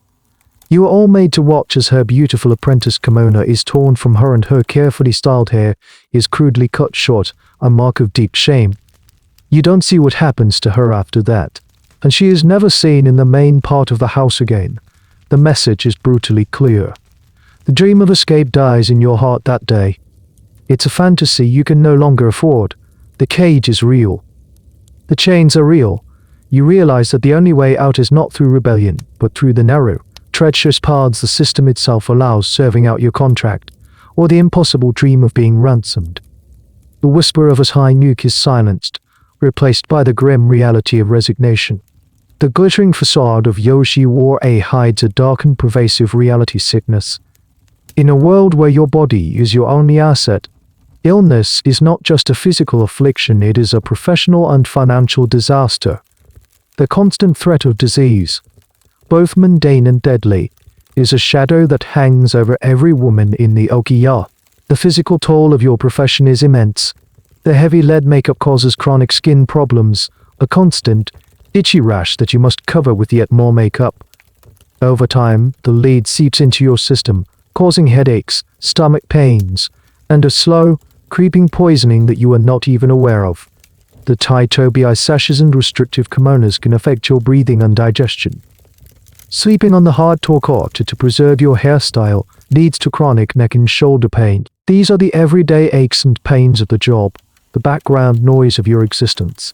Then there are the more serious threats. Yoshiwara, with its dense population and intimate nature, is a hothouse for infectious diseases. A simple cough or fever can sweep through an Okiya like wildfire, passed from woman to woman in the close confines of the sleeping quarters, or from client to courtesan and back again. An outbreak of influenza or smallpox can bring the entire district to a standstill, a moment of shared terror that briefly overrides all other concerns. But the most feared diseases are the ones directly related to your trade. Syphilis, known in Japan as Bai Doku or the plum ulcer, is a terrifying and ever-present danger. In an age before antibiotics, it is a slow, agonizing death sentence. You see its effects on the older women. You see the skin lesions they try to hide with powder. You hear the hushed whispers about a woman who has been quietly removed from the house because she has entered the later stages of the disease, suffering from dementia and paralysis. The houses have a vested interest in managing this threat. A sick courtesan is an unearning asset. The Okiyo employ their own doctors, but their primary goal is not the woman's long-term health, but getting her back to work as quickly as possible. The treatments are often ineffective and sometimes dangerous, a mixture of herbal remedies and folk medicine. A strange and rather grim custom was the periodic health inspection.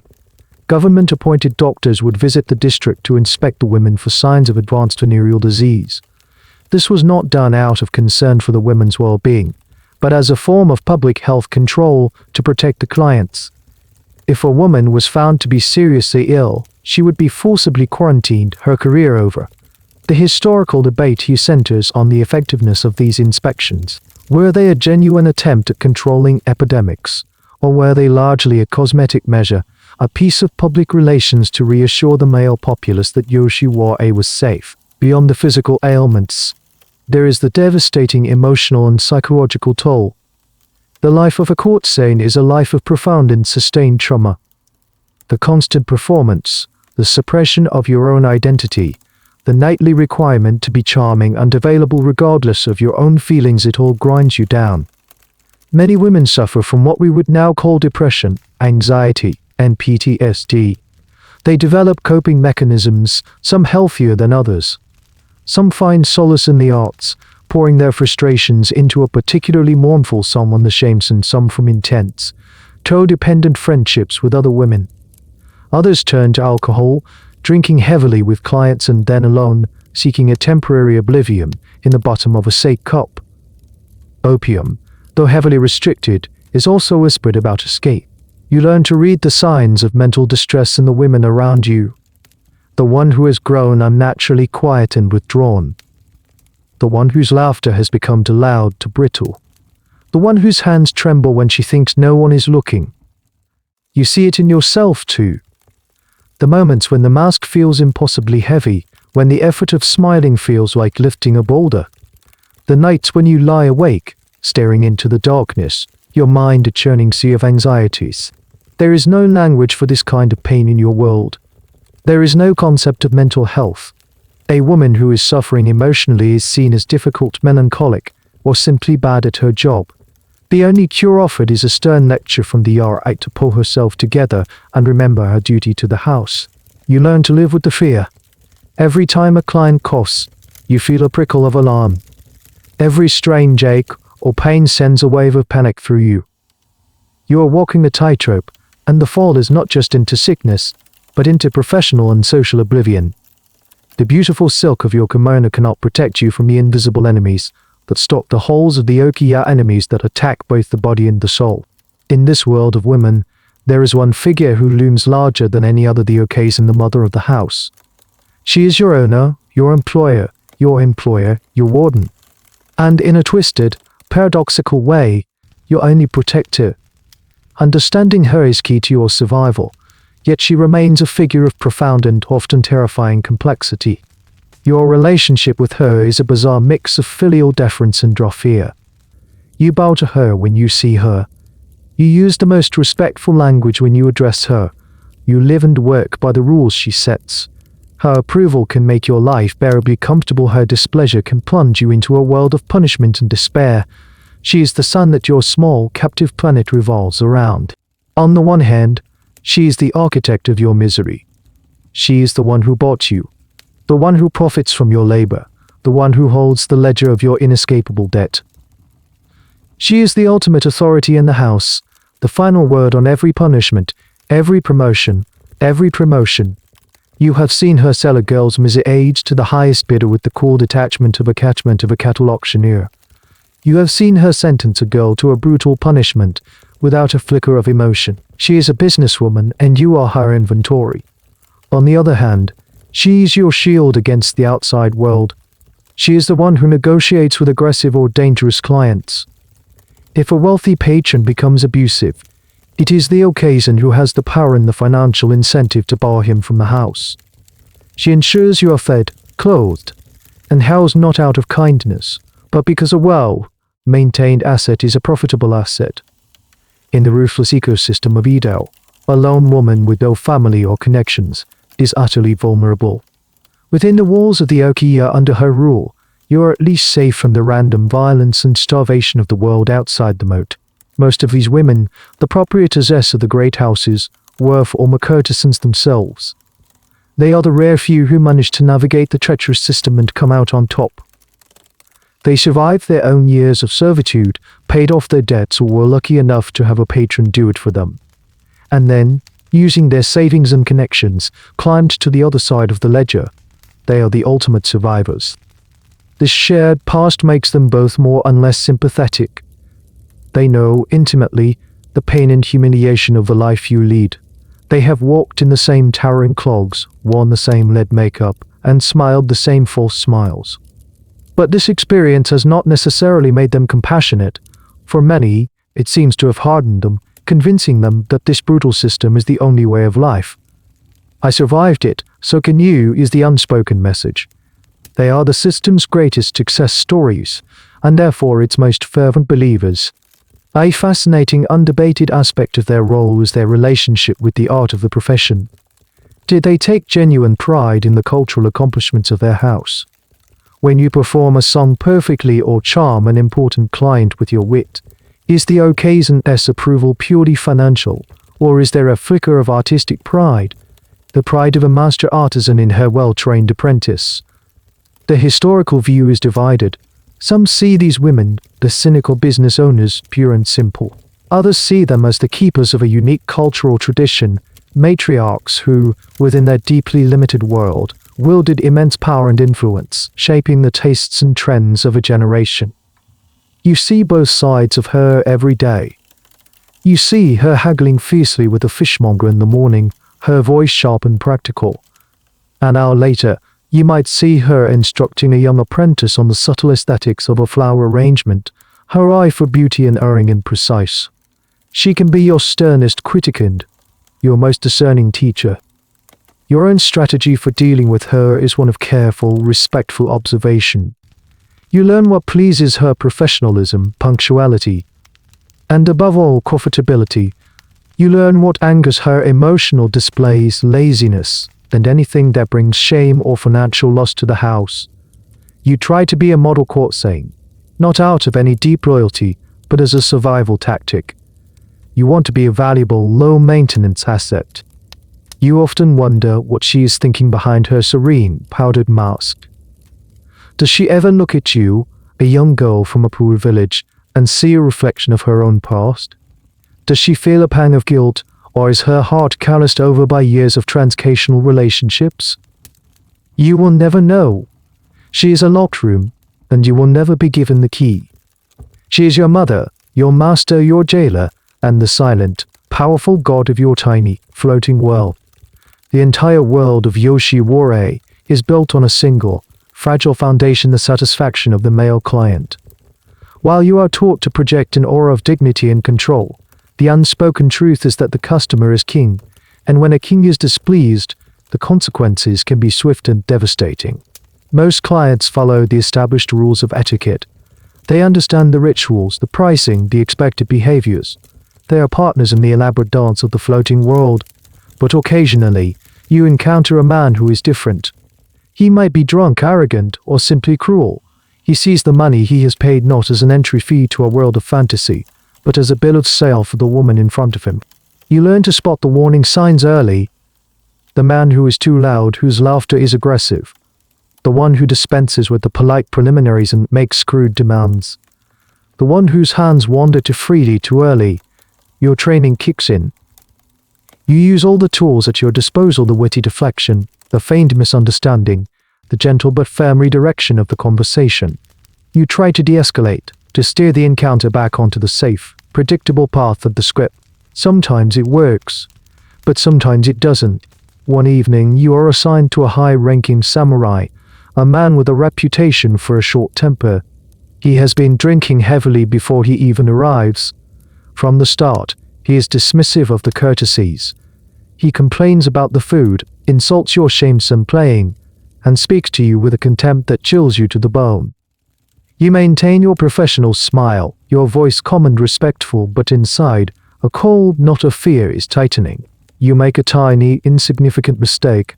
As you pour his sake, your hand trembles almost imperceptibly, and a single drop spills onto the lacquer table. He sees it. His face darkens. He begins to shout, accusing you of disrespect, of incompetence. He backhands you across the face. The blow is hard and shocking. Your head rings and you taste blood. The mask is shattered. In that moment, you are utterly powerless. He is a samurai. You are a prostitute. In the rigid social hierarchy of Tokigoji Japan, you are less than nothing compared to him. To fight back, to even protest, is unthinkable. It would bring ruin not just upon you, but upon the entire house. The commotion brings the Yara and even the Okazen to the door. But they do not rush in to defend you. Their first priority is to placate the client. They bow deeply, apologizing profusely for your clumsiness and rudeness. They offer him a discount, a future visit on the house. Their focus is on damage control, on protecting the house's reputation and its relationship with a powerful patron. You are quickly and quietly removed from the room, and another, more experienced courtesan is sent in to smooth things over. You are taken to a back room, your stinging cheek a burning brand of your failure. You are not comforted. You are scolded. You have cost the house money. The fact that he struck you is secondary, an unfortunate but predictable cost of doing business. This incident highlights a grim reality that historians often grapple with. While the literature of the floating world is full of stories of courtesans manipulating and controlling their clients with their wit and beauty, the underlying power dynamic was always brutally clear. The women had influence, but the men had power. A courtesan's power was illusory, granted to her by the very clients she served, and it could be revoked in an instant. The debate continues over how much real agency these women had. These women had real agency. Were they masterful puppeteers, as the romantic stories suggest, or were they simply skilled actors, acutely aware of their own vulnerability? The aftermath of such an incident is a chilling lesson. The samurai will face no consequences. You, however, will be paying for it for weeks. You might be assigned less desirable clients. You might have a fine added to your debt to cover the cost of the discount given to the angry samurai. And you will carry the psychological scar, the fresh layer of fear that will inform every future interaction with the client. You learn to be even more vigilant, more attuned to the subtle shifts in a man's mood. You become an expert in managing male ego, in absorbing small insults to prevent larger explosions. You learn that your safety is not guaranteed by the house, but is something you must negotiate for yourself, night after night, client by client. The beautiful room, the soft music, the elegant poetry, it's all a thin, fragile sheet of ice, and you now know, with a visceral certainty, how quickly and easily that ice can break. In the suffocating, debt-ridden world of Yoshiwara, there is one dream that shines brighter and more intensely than any other. It is not the dream of escape, which is a fantasy of rebellion. It is the dream of Miyuke or redemption. This is the only socially acceptable, legitimate way for a courtesan to leave the floating world and stray into normal society. It means being bought out of your contract by a wealthy patron who wishes to take you as his wife, or more commonly, his official mistress. This is the ultimate fantasy, the jackpot at the end of the Yoshiwara rainbow. It's the plot of countless plays and stories.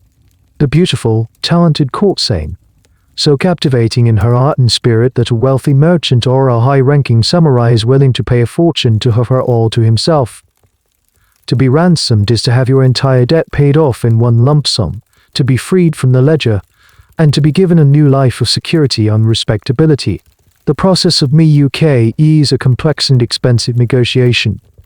It's not as simple as a patron showing up with a bag of gold. The Okio owner, the occasion, has to agree to the sale. A highly profitable courtesan is a valuable asset, and the house is often reluctant to let her go. The patron must not only pay off the woman's entire outstanding debtor figure, that is almost always inflated for the occasion but also a substantial transfer fee to the house to compensate for the loss of future earnings. The total sum can be staggering, an amount that only the richest men in Japan could afford. You see it happen once to a woman in your house named Kiku. She is older than you, a seasoned and respected courtesan who has a long-standing relationship with a wealthy rice merchant. He is a widower, quiet and kind, and he is genuinely devoted to her. For years, he has been her most loyal donor. Now he wants to make her the mistress of his household. The negotiations take months. The occasion drives a hard bargain. There are endless meetings, endless cups of tea, endless clicking of the abacus. Kiku herself is a pawn in this financial chess game. She waits, her fate being decided in rooms she is not allowed to enter. The entire house buzzes with the news. The other women watch with a mixture of intense envy and genuine hope. Kiku's success is a victory for all of them, a confirmation that the impossible dream is, in fact, possible. A strange and little-known aspect of MIUKE contracts was the level of detail they could contain. Some surviving contracts specify not just the financial terms, but also stipulations about the woman's future life, for example, that she would be provided with a certain number of servants, or a guaranteed annual allowance. These were attempts by the Okio and perhaps the woman herself to ensure she was not simply being moved from one form of servitude to another. The historical debate around MIUKE is a significant one. How often did it actually happen? The popular stories make it seem like a common and attainable goal. Historical records, however, suggest it was incredibly rare. For every one courtesan who was successfully ransomed, there were thousands who were not. The vast majority of women would never see this dream realized. The debate then is about the function of the MIUKE fantasy, or was it a powerful to love controller lottery ticket that kept women docile and working hard in the hopes that they too might one day win? Finally, the deal is struck. A day is set for Kiku's departure. It is a momentous occasion. She has a formal farewell ceremony in the Okio. She wears a beautiful, but relatively subdued, kimono, no longer the flamboyant costume of a courtesan, but the respectable attire of a merchant's mistress. She goes around to all the women, bowing and exchanging farewells. There are tears, both of joy and of sorrow. She is leaving them behind. As you watch her leave the Okio for the last time, walking towards the great gate not as a free woman, you feel a powerful surge of conflicting emotions. You are happy for her for this miraculous escape, but her departure also highlights the bleakness of your own situation. The odds of this happening to you are astronomically small. The hope of MIUKE is both a comfort and a poison. It gives you something to cling to, a reason to endure the daily humiliations. You might look at it particularly kind and allow yourself to wonder, what if? But it is also a dangerous fantasy that can lead to bitter disappointment. For most women, the dream of being ransomed will remain just that, a dream, a beautiful, heartbreaking story to tell oneself in the dark, a flickering candle of hope in a world of overwhelming debt. The floating world is a universe built on the worship of youth. Beauty, novelty, and freshness are its most prized commodities. You are celebrated for the flawless smoothness of your skin, the unblemished canvas of your face, the vibrant energy of your youth. But time is the one force that no one in Yoshiwara can control. The fear of aging is not a distant, abstract concern. It is a palpable, daily terror that begins to haunt you long before the first fine line appears around your eyes. In your early 20s, you are at the peak of your career. You are a seasoned professional, your skills honed, your reputation established. You command high prices and attract prestigious clients. But even now, you feel the cold breath of obsolescence on your neck. You see the new girls, the young Shinzo making their debuts, with their fresh faces and the allure of the new. The clients who once flocked to you are now curious about them. The spotlight that once shone so brightly on you begins to shift. The mirror becomes your enemy. Every morning, you scrutinize your reflection with a forensic intensity. Is that a new line? Is the skin under your eyes a little less firm? You become obsessed with the tiny, inevitable markers of time's passage. The thick, lead-based makeup that has been your professional mask for years is now also a tool of concealment, a desperate attempt to spackle over the cracks that are beginning to appear. The pressure to remain youthful is immense. You might try folk remedies and expensive creams sold by wandering merchants, all promising to restore a youthful glow. You watch your diet, you guard your sleep, all in a desperate bid to hold back the tide. The cruelty of the system is that your value depreciates like any other commodity. As you age, your booking fees start to slowly decline. You get assigned less prestigious clients. You are no longer the star of the procession. You are just one of the senior courtesans in the lineup. The Ocasion's smiles become a little less warm, her gaze a little more critical. A particularly poignant, unsad detail of this process was the career transition within the house. An aging courtesan who was no longer a top earner might be moved into a different role. She might become a Banter Shinzo, a kind of senior apprentice who was more of a manager and chaperone for the younger girls than an entertainer herself. Or she might become a teacher, instructing the new Kei Amuro in music or dance. These roles provided a measure of security, but they were also a public acknowledgement of her decline. She was no longer a performer, she was now backstage crew. The psychological toll is brutal. Your entire identity, your self-worth, has been tied to your desirability. As that desirability wanes, you are faced with a terrifying existential crisis. Who are you, if not the beautiful, celebrated courtesan? The house has spent years erasing your original personality, and now the one they built for you is becoming obsolete. Historians often discuss the shelf life of a courtesan. The peak earning years were tragically short, generally from the late teens to the mid-20s. By the time a woman reached 30, she was often considered past her prime. The debate centers on what happened next. The romantic ideal of me was one possibility, but a remote one. A few might transition into management roles like a Yarite, or even an Ocasion, or what about the rest? You see the future in the faces of the older women in the house. The ones in their late 20s and 30s who are still working, their smiles a little more strained, their eyes a little more weary. They are caught in a terrible bind. Their debt is still massive, but their ability to earn is diminishing. They are running faster and faster just to stay in the same place. The fear of your own declining value creates a strange tension with the younger girls. You are their teacher and mentor, but you are also their rival. Their ascent is a direct threat to your position. You might feel a pang of bitter resentment as you watch a young, beautiful apprentice effortlessly charm a client who used to be one of your regulars. You start to think about the end of your contract. The standard contract was often for 10 years. When it's up, are you free to go? Technically, yes. But if you still have a massive debt, and almost everyone does, you are not truly free.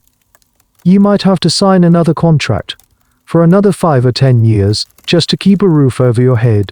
The finish line keeps moving further away. The mirror lies to you now.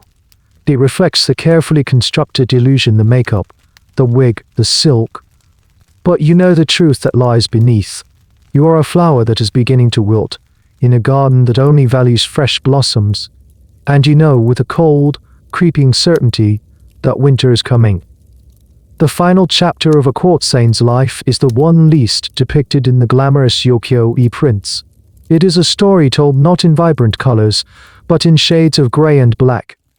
As your youth and beauty fade completely, and your ability to earn money plummets, you are forced to confront the grim reality of your ultimate fate.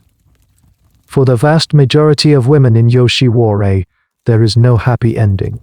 Your contract, being inky, finally expires. You might be in your late 20s or early 30s. You stand before the occasion for one last accounting. The ledger, a document that has dictated your entire adult life, is brought out. After a decade or more of relentless work, after generating a fortune for the house, you find yourself in an unthinkable position. You still owe money. The predatory economics of the system have worked exactly as designed. You are no longer a valuable asset. You are a liability. The house has no use for a middle-aged, indebted from a courtesan. You are, unceremoniously, let go. You are given a set of simple, plain clothes and a few coins. barely enough for a day's worth of food. You walk towards the great gate, the same gate you entered as a terrified child decades ago.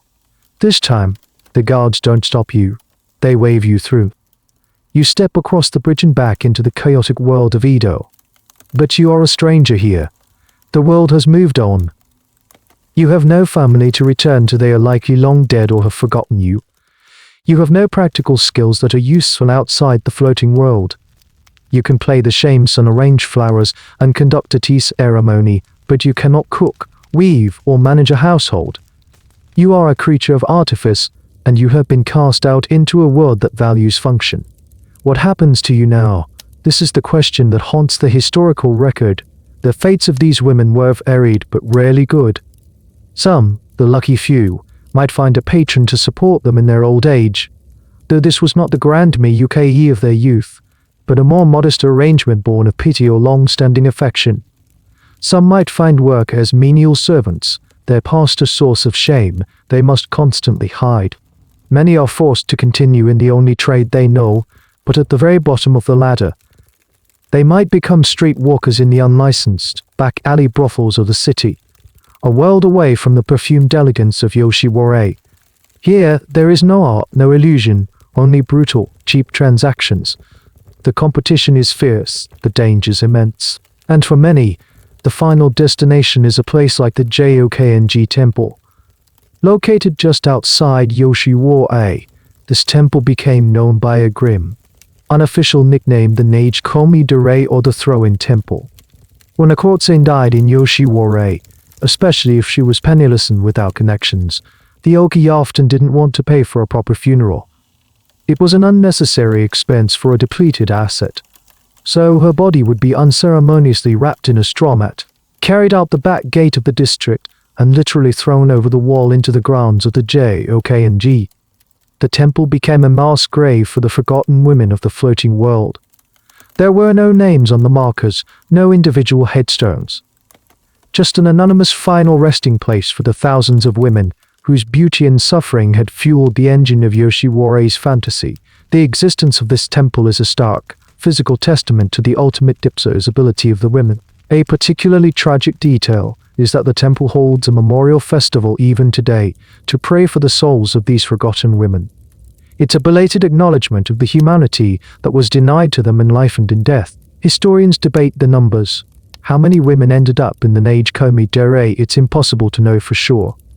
But it stands as a powerful symbol for the most common, and most deliberately ignored, outcome for a Yoshiwara courtesan.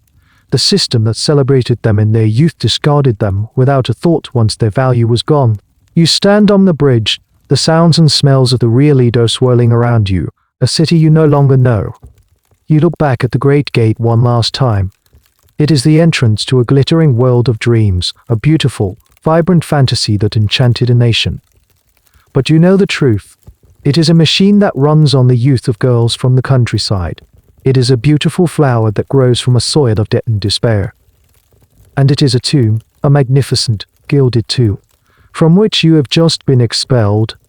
You have survived, but you are left with nothing but the ghosts of the past and a future as blank and terrifying as the unpainted face of a new apprentice. And now, the story fades. The vibrant colors of the kimonos, the sharp scent of incense, the melancholic notes of the shamisen. They all dissolve into the quiet hum of your room.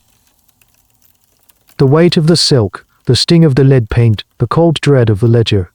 You can let it all go now. It was just a story, a journey into a past that is far, far away. The sounds of Edo recede, replaced by the soft whisper of the fan, or the gentle silence of your own space. You can feel the heaviness leaving your limbs, a comfortable warmth spreading through you, as if you were floating on a calm, dark river. The anxieties and fears of that forgotten world are not yours to carry. Your only task now is to drift, to let the current of sea carry you away from the shore of Wake of Signals. There are no more duties to perform, no more masks to wear. There is only the deep, soft embrace of the approaching dream. You are safe, you are comfortable, you are ready to rest. The end of the article. Good night.